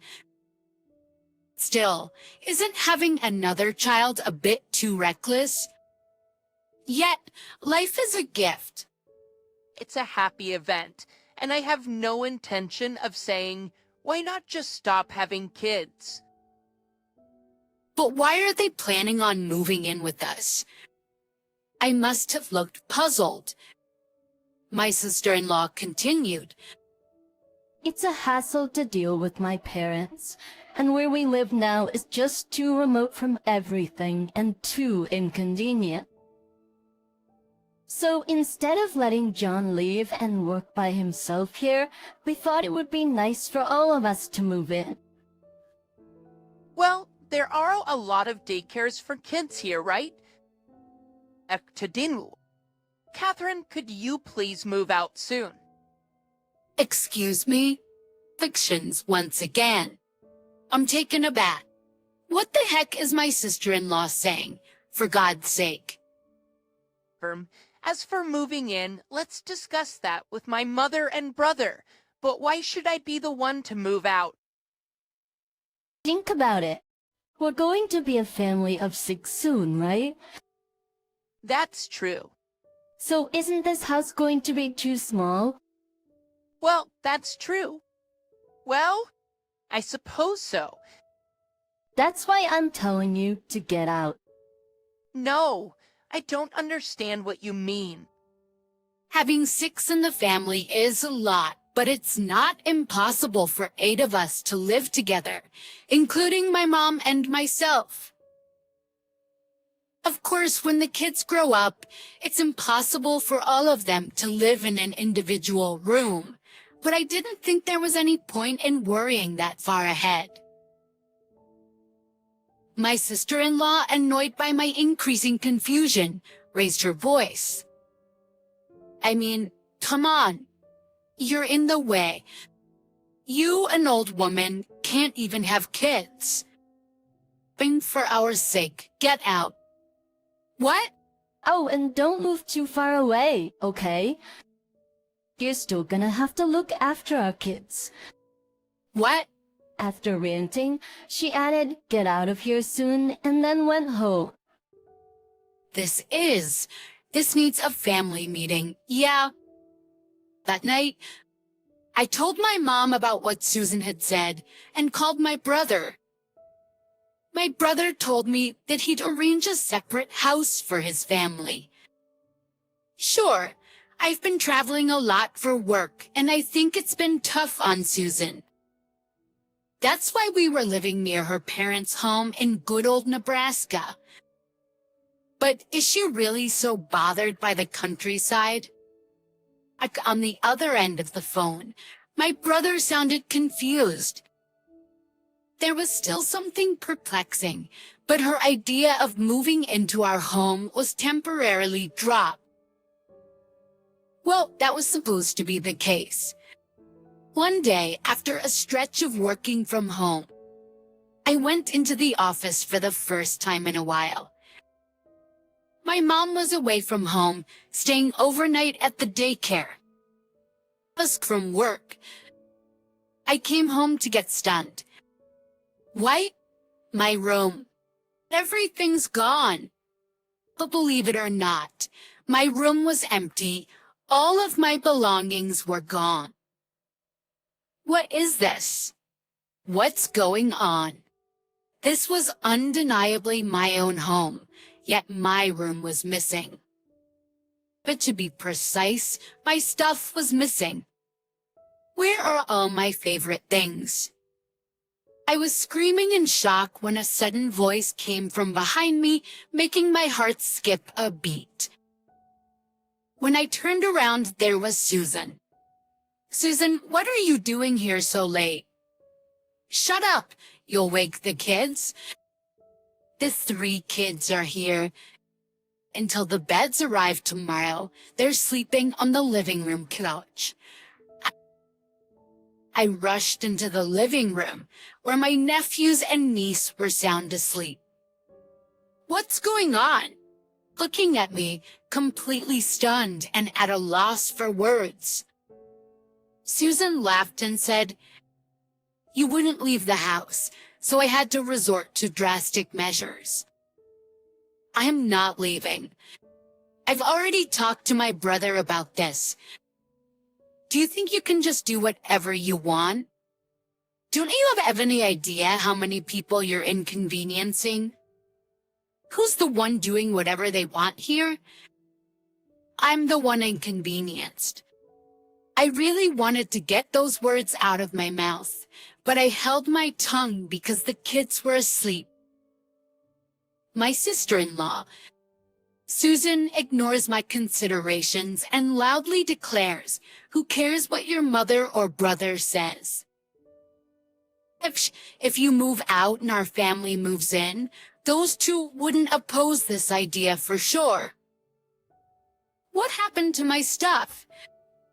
I had a junk removal service take it all away. No way. Did she really throw out all of my precious things, including my photo albums? This is unbelievable. Come on, if you understand, then get out. Wait, no arguing. I tried to resist, but she's younger and stronger than me. Overpowered, I was thrown out of the house right there. It was at night and making a fuss wouldn't do me any good. She ignored the doorbells and the phone calls as well. With no other choice, I spent the night at a no-frills hotel.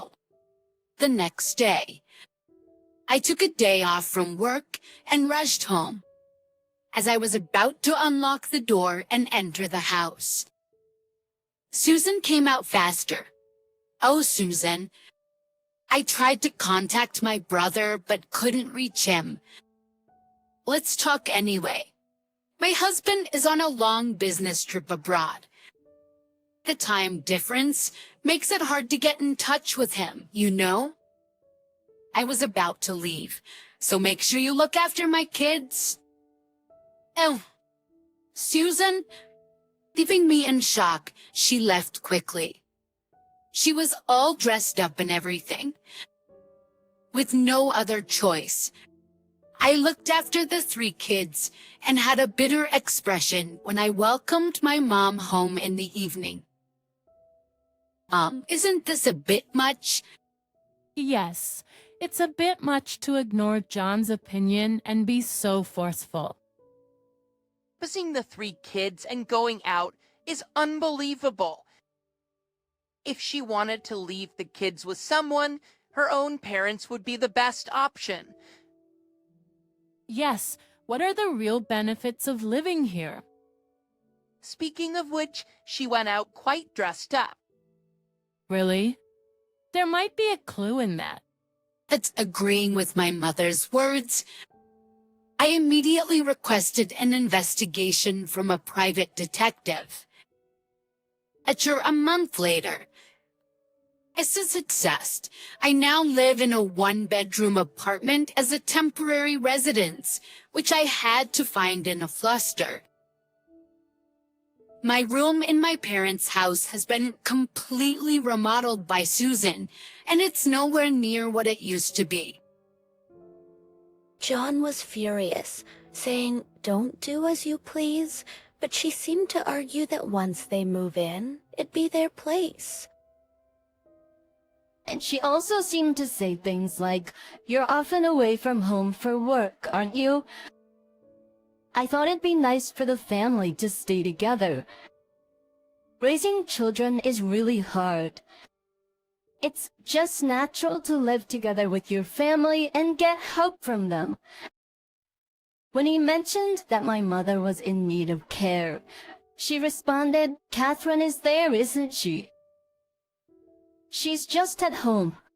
She must have a lot of free time. I'm not just sitting around. I'm actually working from home." But Susan seems adamant about not letting me back into the house. Don't you dare think you can get away with this forever. We're gonna have a talk.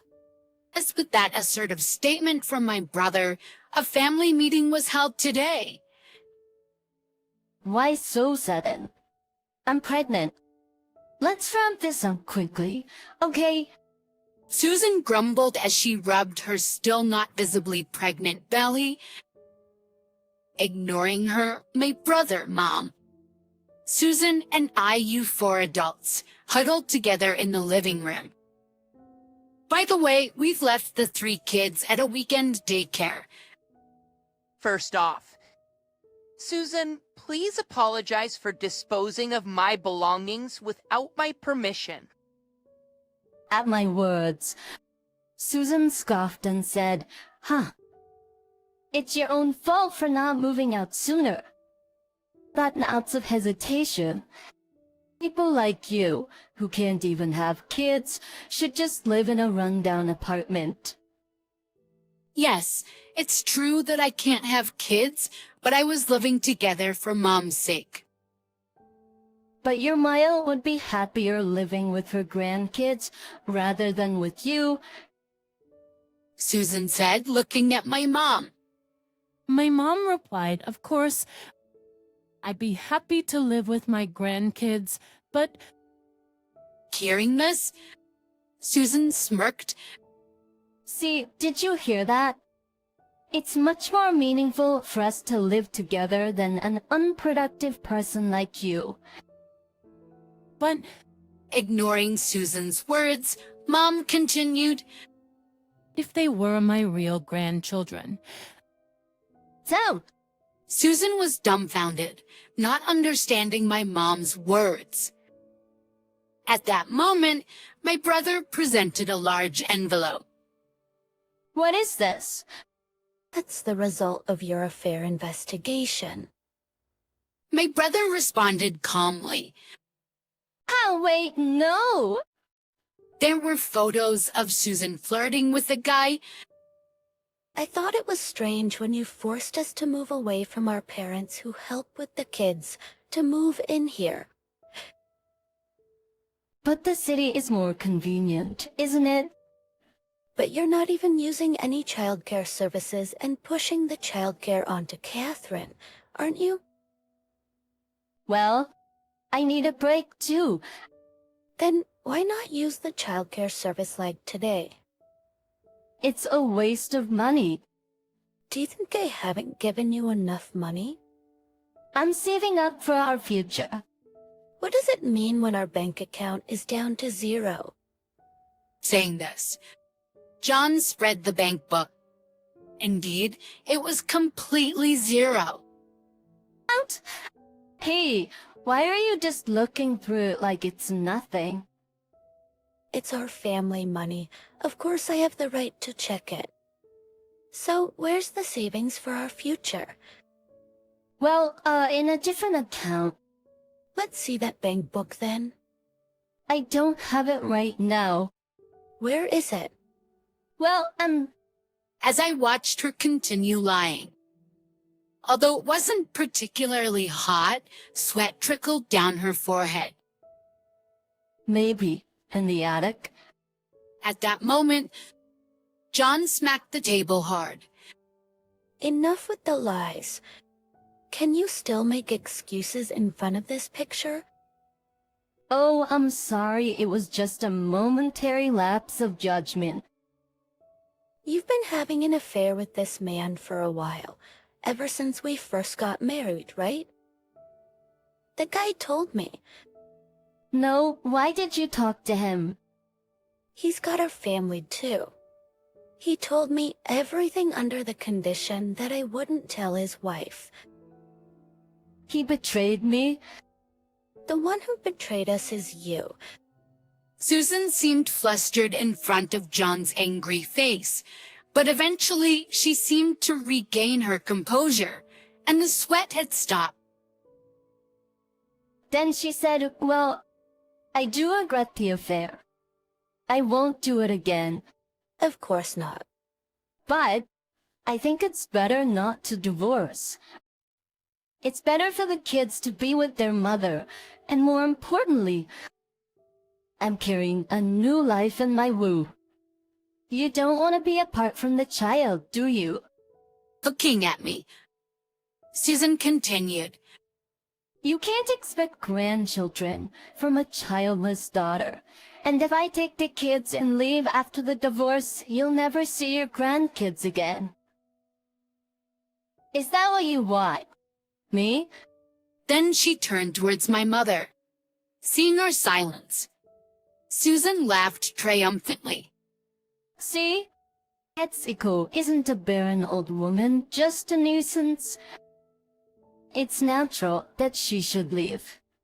Susan stomped around, huffing and puffing. But then something unexpected happened. Our mother quietly said, "Well, you who are totally unproductive to me should also leave with your child." Son, As she started to smile, puzzled by what she heard, and presented a document to her. what's this? Hunt.net test results? Akiris, what is this? It's the result of a DNA test between me and the kids. When did you? That ain't none of your business. Anyway, the results are as they are, all three. They ain't my kids. And here are the results with your affair partner. Confirmation, mention, meaning they are indeed your kids. What, huh, Iki? My kids ain't mine. Hutchins, meaning they're not my ma's grandchildren.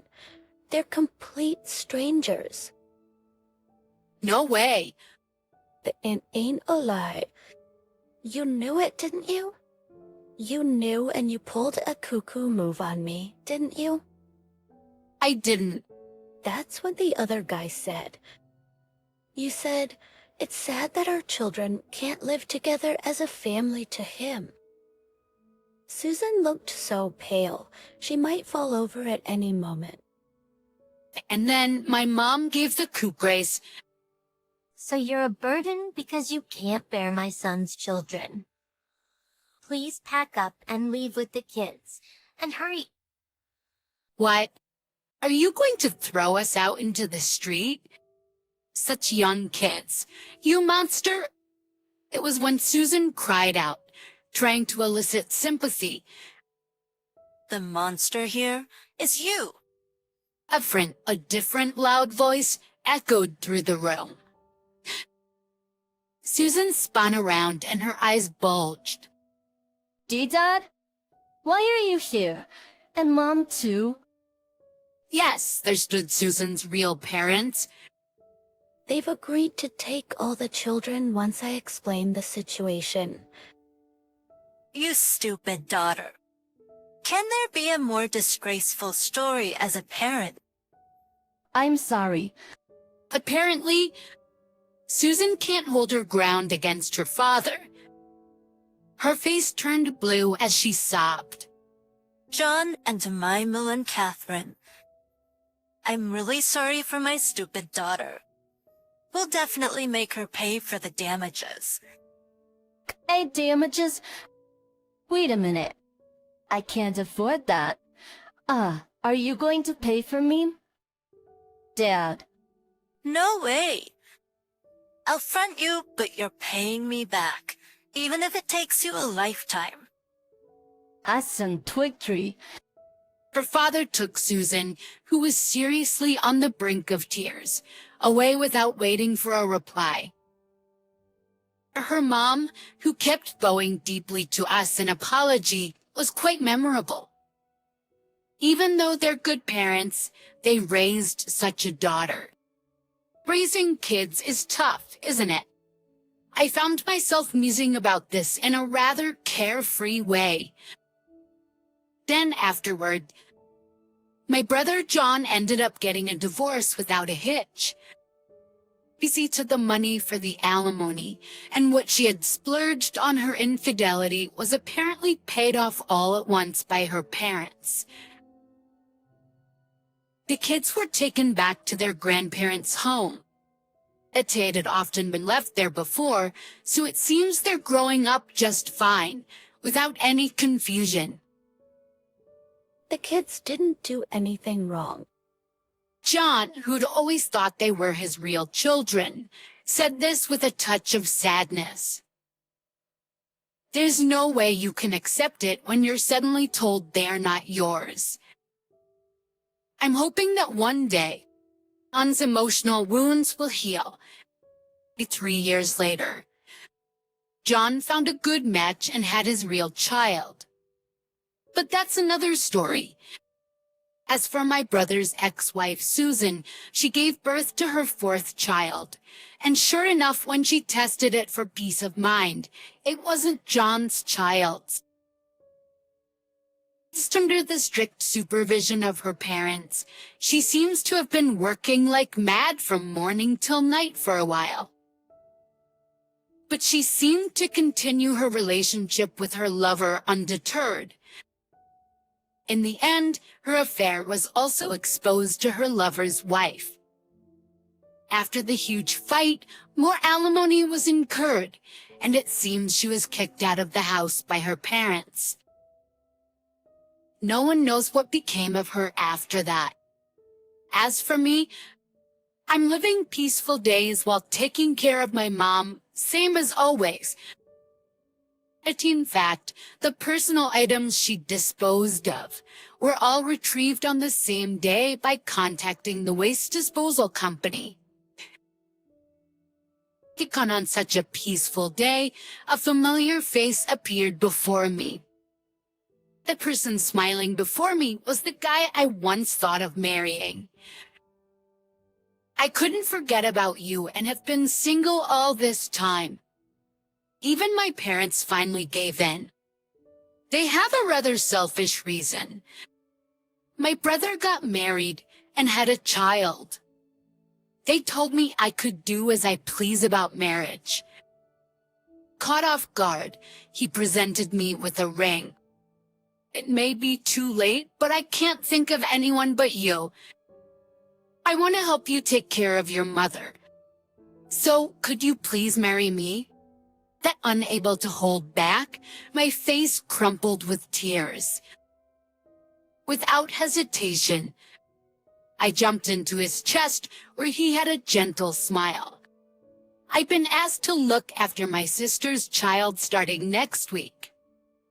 I'd finally entered the 2nd trimester and was beginning to feel some ease. All of a sudden, my husband came up with an outrageous idea. Take care of your sister's child. I'm pregnant, remember? But despite my objections, my husband insisted. You're in your 2nd trimester, aren't you? Right from the start, he seemed all too ready to push everything onto me. For the sake of the child I'm carrying, I can't take anymore. That's when I decided to call a certain person. My name is Anna, 28 years old. It's been almost 3 years since I married my husband. I'm Max. Right now, I'm pregnant with our long-awaited first child. As soon as I found out I was pregnant, I quit my job and became a full-time homemaker. I had initially planned to work until maternity leave, but the severity of my morning sickness made me give up. Thinking that taking irregular days off would be an inconvenience to my employer, I resigned, albeit reluctantly. Last week, I finally entered my 2nd trimester. My morning sickness, which had been so unbearable, has significantly improved, and I'm able to eat to a certain extent. I thought I could finally have a peaceful pregnancy. That's what I believed. Then one day, as I was preparing dinner, my husband received a phone call. With a grimace on his face, he weakly responded. What? Starting next week? So suddenly, yeah, I suppose. Sigh, okay. I got it. Okay, I got it. He seemed deeply troubled. After he hung up, he dropped his shoulders and let out a heavy sigh. Surreptitiously. What's wrong? Who was that? It was my sister. Your sister? What about her? We're going to be looking after my sister's child starting next week. What? So that's why we're taking care of them.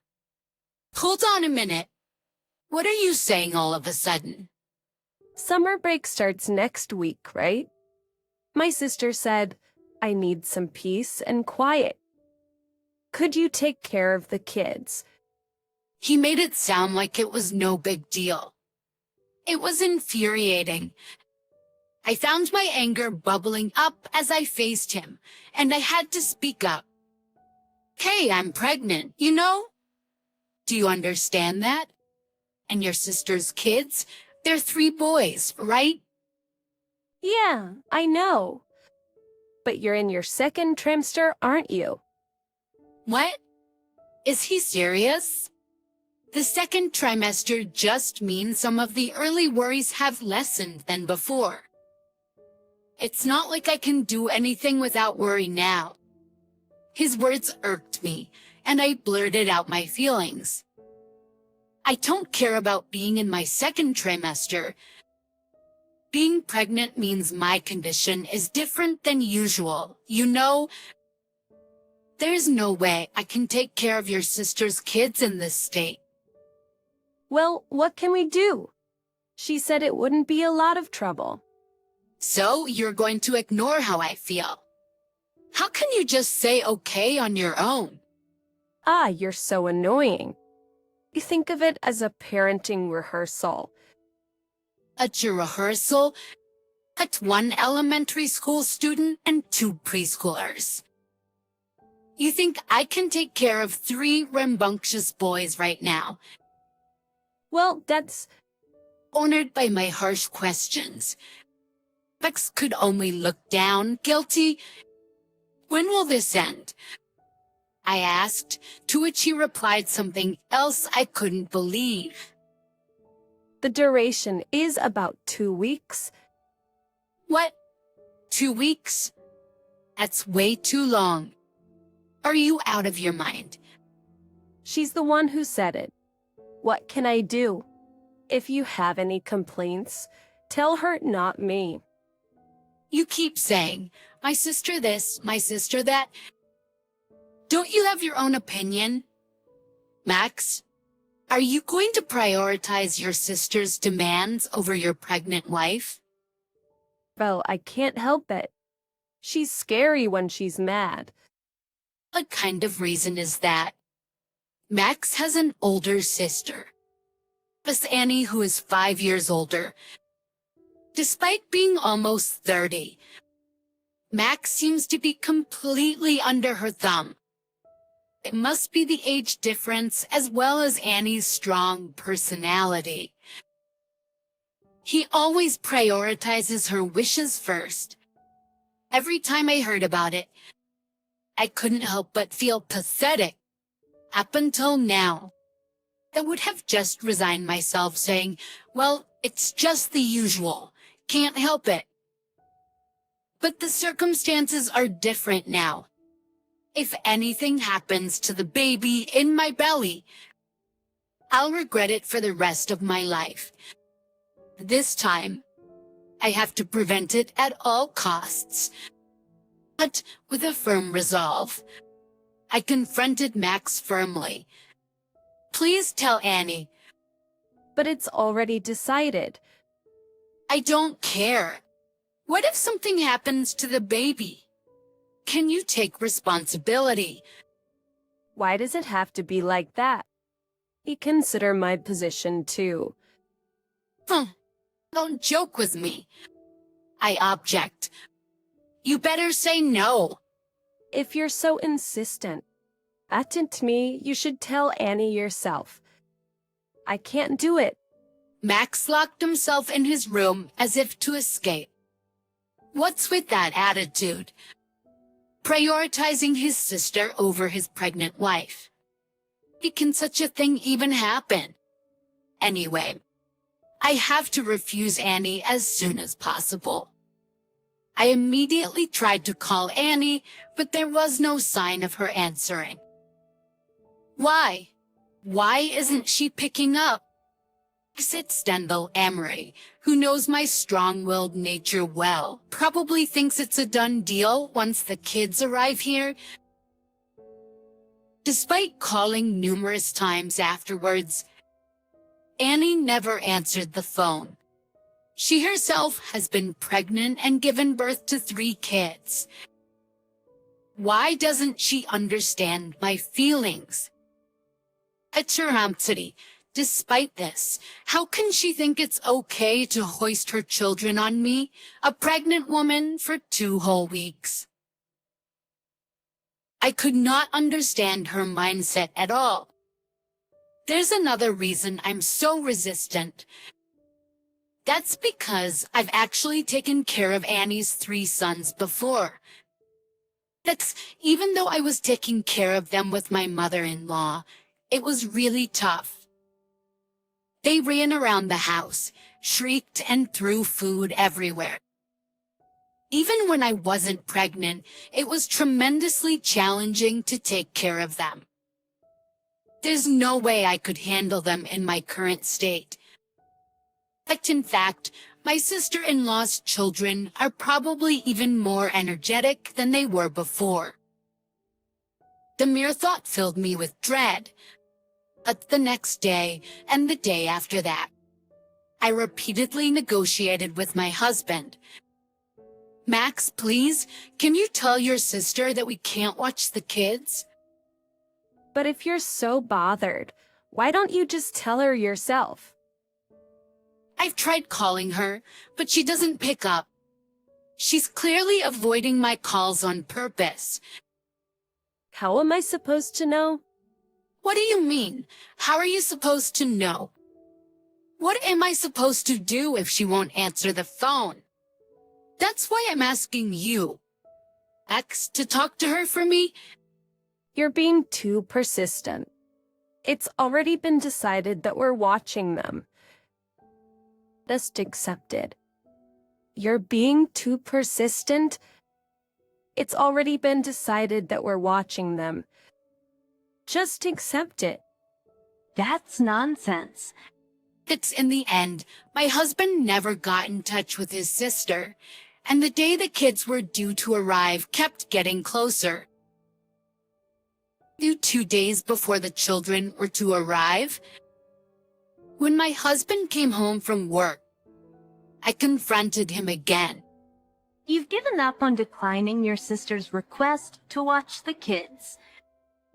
So naturally, you're going to take off work to help, right? His face went white as he blurted out, "What? Why me? I have work." I don't want to hear about works. What? Were you planning to leave me alone with 3 kids all along? But I have no choice. If I don't work, we can't make a living, and I can't just take a sudden leave of absence. Oh, really? So you plan to dump everything on me from the start?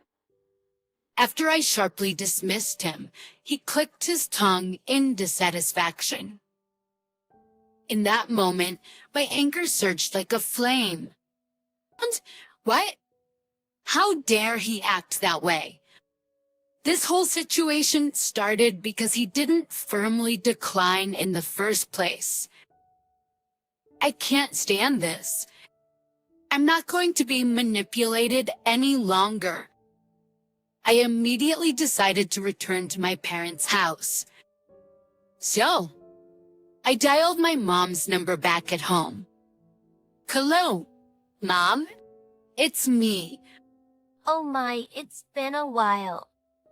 What's up?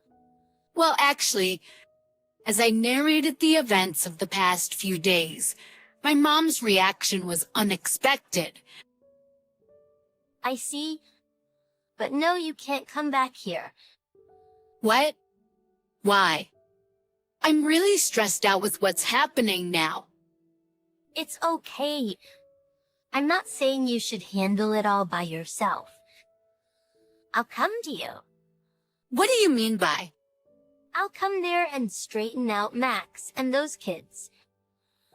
Any husband who can't take care of his pregnant wife isn't worth a dime. We need to fix his attitude now. But, Mom, before I could finish my sentence, It's okay. I won't let you be wronged. Just leave the rest to me. Okay. All right. I'll be there the day after tomorrow. And just like that, the call ended. Although I worried, the idea of my mom coming over was reassuring.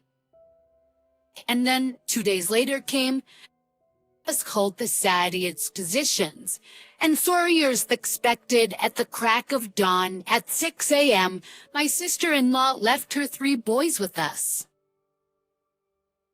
Took in by the loud voices of the children. I stumbled out of bed. I let them into the house, but it didn't take long for them to start arguing. Say, this is my game. Don't touch it. Cool brother hit me. Auntie, I'm hungry. It was like a war zone. Hold on, all this in just 1 hour of their arrival. Why would the argument start so quickly? Just then, my husband, in his sleep, woke up. Okay, take care of the rest. What? Wait a second. You're still going to dump this situation on me. I don't have a choice, do I? I have work. Just as I was about to shout at him, the doorbell rang. I'll get it, he said, heading for the door as if escaping. Yes, who is? Huh? Okay, long time no see. Thanks. Up, mother-in-law? Saved. Mother has arrived. Max, my husband, seemed confused at the sight of my mother. Why? Why is my mother-in-law here? Why do you think? You are not only neglecting Anna, who is pregnant, but also accepting your sister-in-law's children without thinking. Well, anyway, it doesn't matter. I'll be taking care of the kids for the next 2 weeks. Is that right? You're about to become a father. Wait. I won't allow you to just stand by and watch.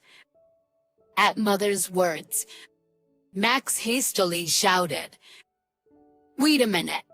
I have work, and if Mother-in-law is here, Anna will surely feel relieved.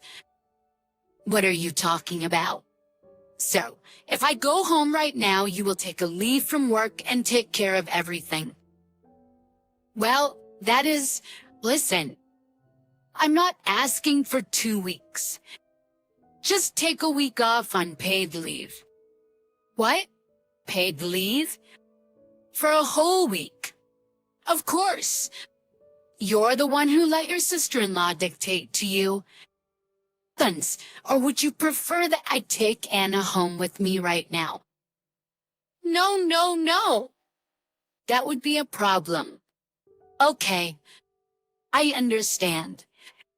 I'll take it. I'll take a week of paid leave. And so, Max ended up taking a week of paid leave. Thanks to participation, Max ended up taking a week of paid leave and was tasked with helping Mother take care of the children. Can you boys introduce yourselves? When Mother asked the 3 boys, they started shouting in response. Who the hell is this old hag? So annoying. Okay, let's start with learning some manners, shall we? I'll be keeping this game of yours. Hey, give it back. Not speaking very nicely, are you? Why, you sections, I'll be treating you appropriately then.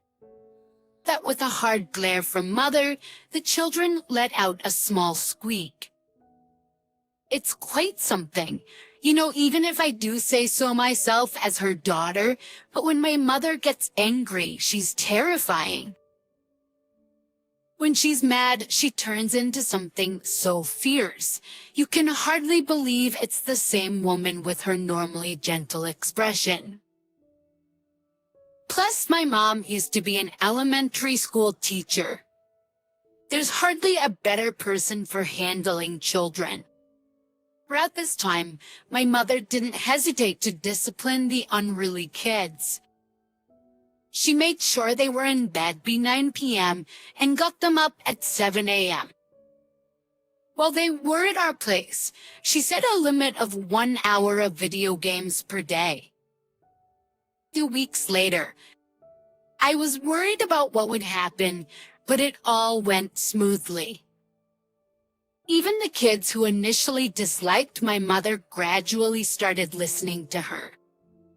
They were supposed to send the kids back to my sister-in-law's house that day, but my mother stopped it. I'm taking the kids to your parents' house. What? And please, invite your sister-in-law to your parents' house, too. Is that okay? Yes, understood. It's in these 2 weeks, my husband was entirely reformed by my mother, becoming a more dependable man than before. Max contacted his sister and changed the meeting place to his parents' house. We all headed to Max's parents' house. As soon as we arrived, my sister-in-law, Annie, approached Max with a displeased expression. Like, Max, why on earth are we at your parents' house? I told you to bring them to my place. Well, my mother-in-law suggested. What? Mother-in-law? Who the hell's... Nice to meet you. I'm Anna's mother. I heard that my daughter has been helping you out. Oh, hello. Anna's mother... Why would you dump 3 boys on a pregnant woman for 2 weeks? What on earth were you thinking? My mother, who tried to keep things peaceful, began to directly question Annie, who was attempting to play innocent. Even my mother-in-law, who didn't know the full story, joined in confronting Annie. Hey, Annie. What the hell is going on? You left the kids with Anna, is that true? That is. Do you know Anna is pregnant? Are you aware? No, it's not like that. I just asked Max for a favor. I didn't force it on Annie. The sister-in-law, accused by my mother-in-law, desperately made excuses. But unable to bear the sight, my mother quietly interrupted the conversation. Could you stop this unseemly arguing? Annie, you've experienced pregnancy, right? You understand that even during the 2nd trimester, you can't let your guard down, right? Also, your child doesn't even know how to hold a pencil, can't show their appreciation for a meal. What kind of education are you providing? Well, I corrected all the points I noticed. But that wasn't for you. It would be the kids who would suffer if they continue as they are. I did it for them. Please don't misunderstand that. Annie's face gradually turned pale, and she eventually fell silent. Isn't my mother-in-law, who had been listening to the conversation, turned bright red and apologized to my mother, saying, "I'm sorry." Even after that, my mother went on to talk about how she had been disciplining the children with all her might for the past 2 weeks. She took the opportunity to criticize Annie's parenting and even criticized my mother-in-law's way of raising her daughter. It was Annie with a hint of sarcasm. By the time my mother finished speaking, both my mother-in-law and Annie were completely exhausted. I'm truly sorry. After that, it seems that Annie was severely scolded by my mother-in-law. What's wrong with you? Because of you, I was humiliated. There's a limit, you know. That's forcing your kids on pregnant Anna for 2 weeks. That's insane. But I just wanted a break. You are. I'm sorry. Saying loudly. Annie repeatedly bowed her head. As if by my mother-in-law's order, she was strictly forbidden to leave the children at our house in the future. Ever since then, my husband has become much more reliable. It's probably thanks to my mother, but I also feel a change in my husband's attitude. Anna, I'm really sorry. I didn't realize that housework and child rearing were so hard. It's okay. I'm glad that you understand. I won't be swayed by my sister anymore. But from now on, I will prioritize you, Anna, and act accordingly. You may not trust me right away, but I want you to watch me as I strive to be a good husband and a good father. Thank you. Thanks. It's okay now. It's with him as he is now. I'm sure we can build a happy family. Looking at him, who is staring straight at me, I was convinced of that. After that, a healthy baby was born to us, the couple. My husband has become very fond of children, and he is taking paternity leave and taking care of them earnestly. All of this is thanks to my mother's teachings. Outsiders don't need to come to the funeral. Ziza! On the night my kind father-in-law passed away, a wake was held. Those were the words of my mother-in-law, who had thrown all the care from my father-in-law onto us. My husband and I... Wait. Yes, it's a family ceremony, so outsiders should refrain. And remember, Dad's inheritance of $2 million is ours.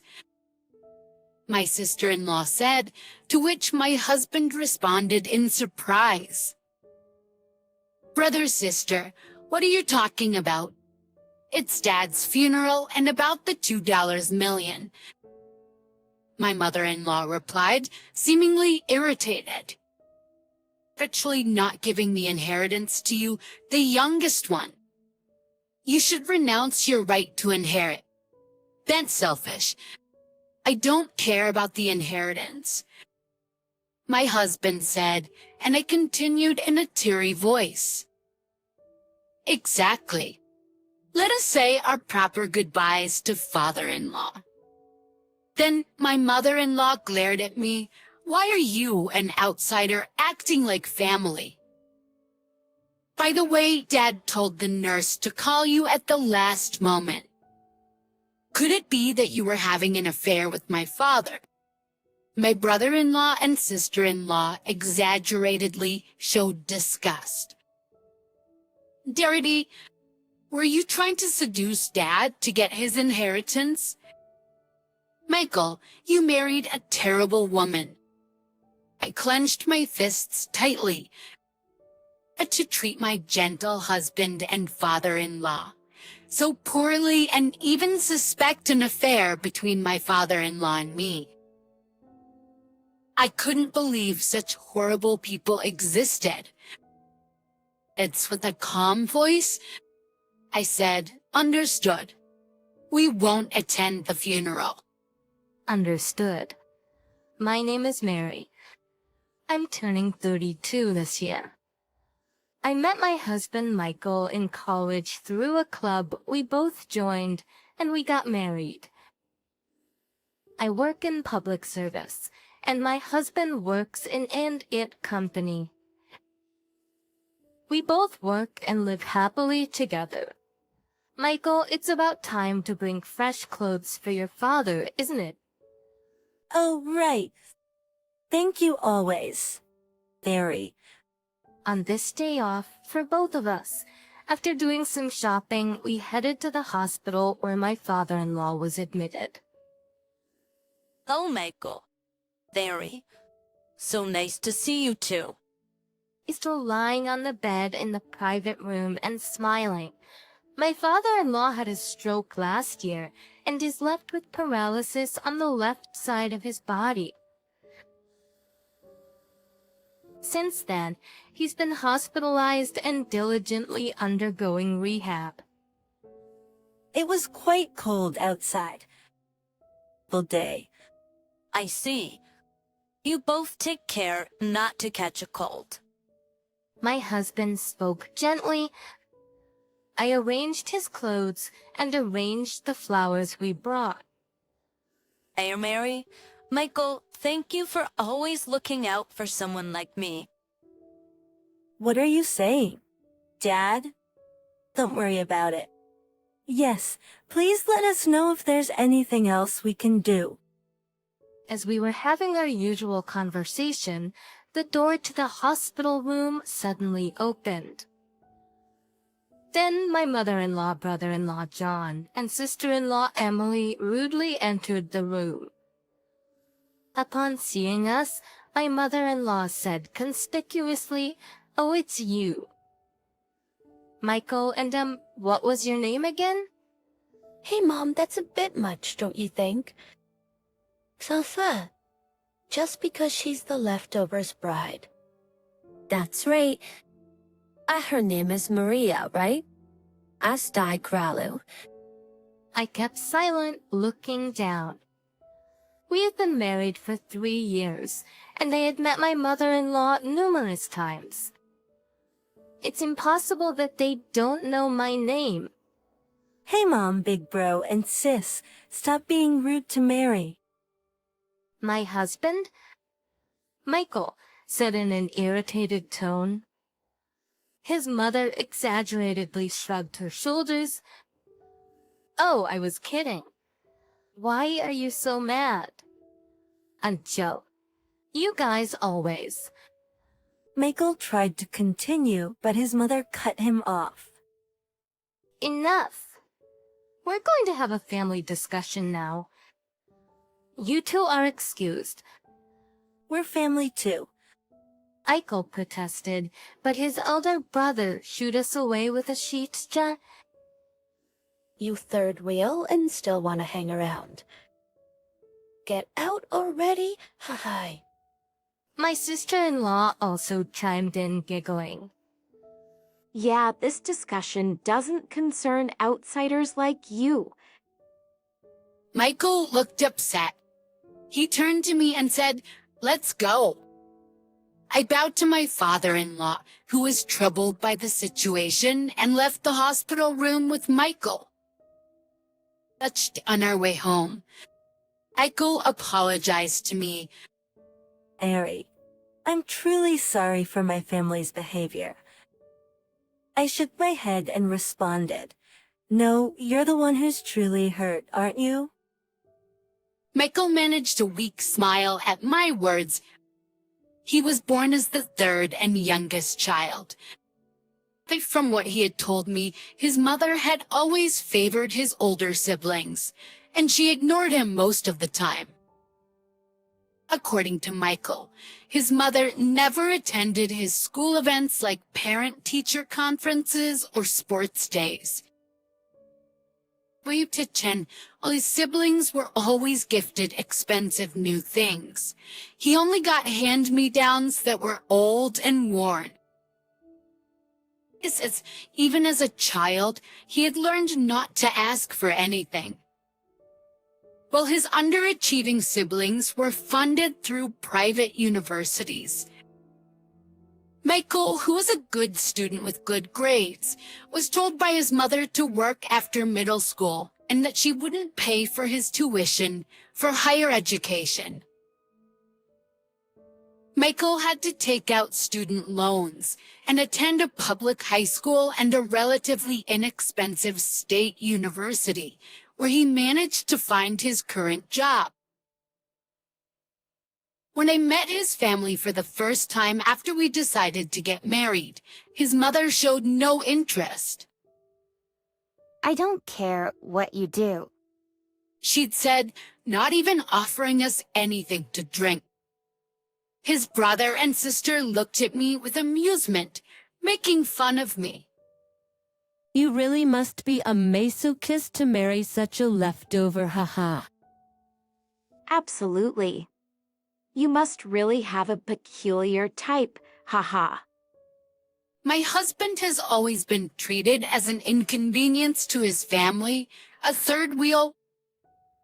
This treatment didn't change even after we got married. We were consistently left out of family events, such as weddings and funerals. As a result, we were later scolded by relatives for not showing up, asking, "Why didn't you attend?" But my father always had my back. Michael said, squinting his eyes. When Michael was a child, his father was often away on business trips, hardly ever at home. However, on occasions like Christmas and birthdays, even when Michael didn't receive a gift from his mother, his father always made sure to have something for him. But despite his busy schedule, there were times he took off work to attend Michael's graduation. When we got married, it was only his father who seemed genuinely happy and blessed. This a kind father-in-law, always concerned about us. But to his family, his wife and other children, he was merely a convenient treated callously. So when my father-in-law fell ill, it was us who took on the task of his daily care and looking after him. Michael, I promised to look after both you and your father, I told him, clasping my hand. Michael thanked me, saying, "Thank you. I really appreciate you." Months passed, and then we received a call from the hospital.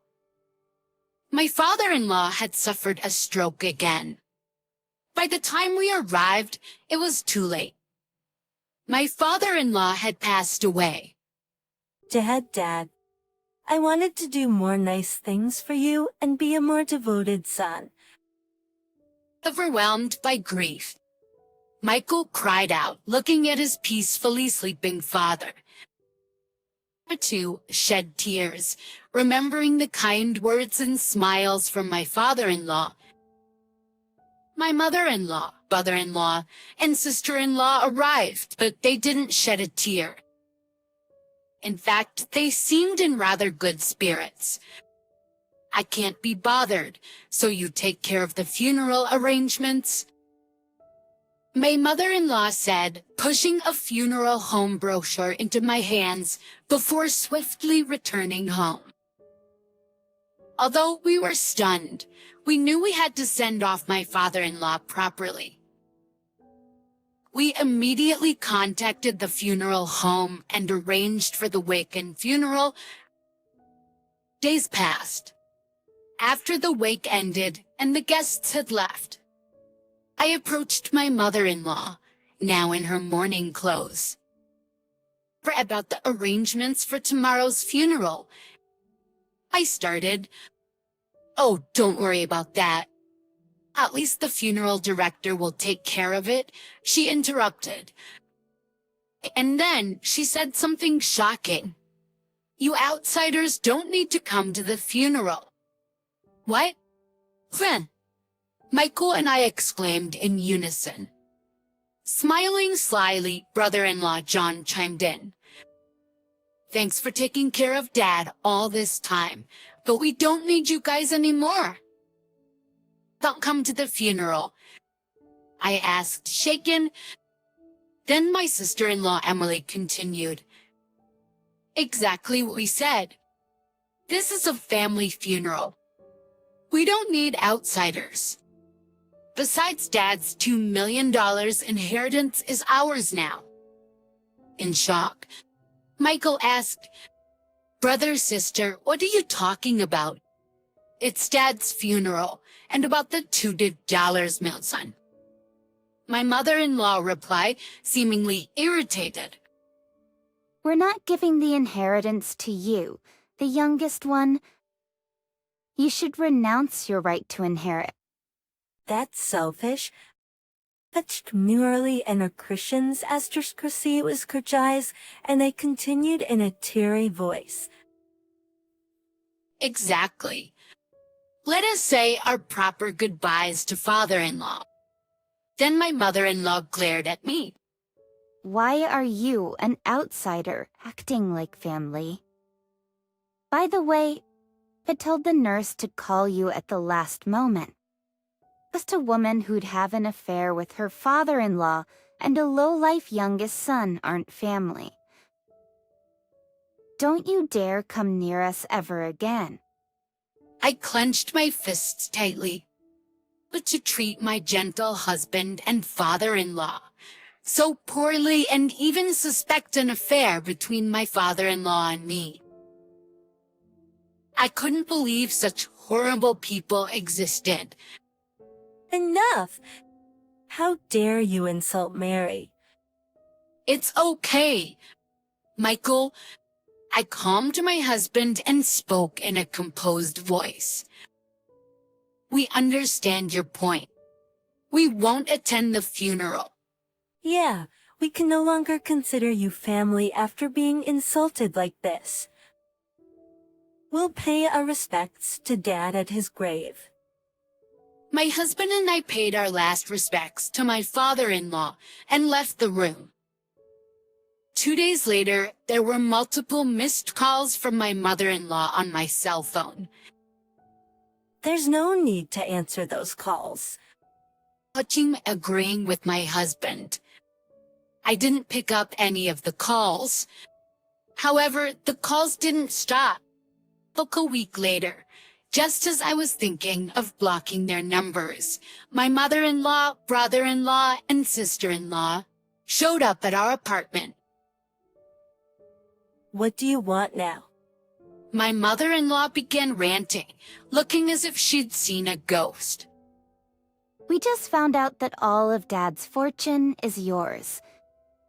How is that possible? At this, my husband calmly replied, "Yeah, a lawyer came by and told us everything." In fact, the day after the funeral, a lawyer had visited us and informed us that my father-in-law had left a will leaving all his property to us. We already started the process of claiming the inheritance. You must have thought that as family, you'd naturally get a share of the inheritance, right? That's right. And yet the lawyer said that we have no right to the inheritance, that everything will go to Michael. But to my mother-in-law's raging remarks, my husband and I calmly replied, Of course, my father-in-law had asked his lawyer to disinherit you all while he was alive. If inheritance gets abolished, you wouldn't even get the minimum statutory share. Then my brother-in-law, spitting with rage, lunges at my husband. "Michael." That's it. That's what I'm talking about. The abolishing of inheritance. It's not fair. Then my husband answers with a voice seeping with anger. Bro, weren't you constantly bad-mouthing our frail, elderly father? Saying he's useless and should be gotten rid of soon. Our dad kept a record of everything while he was alive. How do you guys know all that? Our father-in-law collected evidence and arranged for it to reach us and the lawyer. Michael continues with a look of contempt for his mother. Did you know that a spouse who's been cheating for years can also be disinherited? Didn't you know that? Your suspicion about my father-in-law's affairs was because you were having one yourself. Hearing our words, my mother-in-law's face gradually loses color, turning pale. It's all because of the terrible things you three did to Dad. Michael says grimly. Then my brother-in-law suddenly starts begging, even prostrating himself on the floor. Mike, please, split the inheritance with me. I need money because my business failed. My sister-in-law also follows him, her face a mess of tears and snot clinging to my husband's arm. She says, I apologize for everything. If my husband finds out about my debts, I'll be divorced. Looking down at them, my husband coldly dismisses them. I won't forget what you guys did to us. Then my mother-in-law, stomping her foot in frustration, screams out. How am I supposed to live from now on? We're family, aren't we? Help me.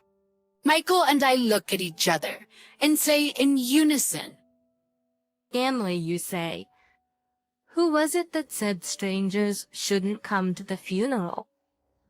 There's no way we're helping you guys. Figure it out yourselves. There's no way we're helping you guys. Michael says and shuts out the three of them, but still they continue to scream. But as soon as the property manager, who heard the commotion, came, those three shuffled away, tails between their legs. Shortly after, we as a couple received all of my father-in-law's estate and moved to a new place to prevent any further attacks. And we also locked our records securely. This is a story we heard from relatives, but afterward, my brother-in-law apparently begged relatives for a loan, only to be turned down and ended up borrowing money from moneylenders. Now he's being hounded by a group of tough-looking guys. Betty, my sister-in-law, her chronic debt finally discovered by her husband, was divorced and moved back home. Now she's reportedly working in a nightclub to pay off her debt. My mother-in-law, after being discarded by her gold-digging affair partner, has aged considerably. These three now live in a rundown, one-bedroom apartment barely getting by with the bare necessities. But it's no longer any of our concern. On the other hand, a precious baby boy was born to us. With the kindness that my father-in-law showed us, we now want to shower our son with love and live happily ever after.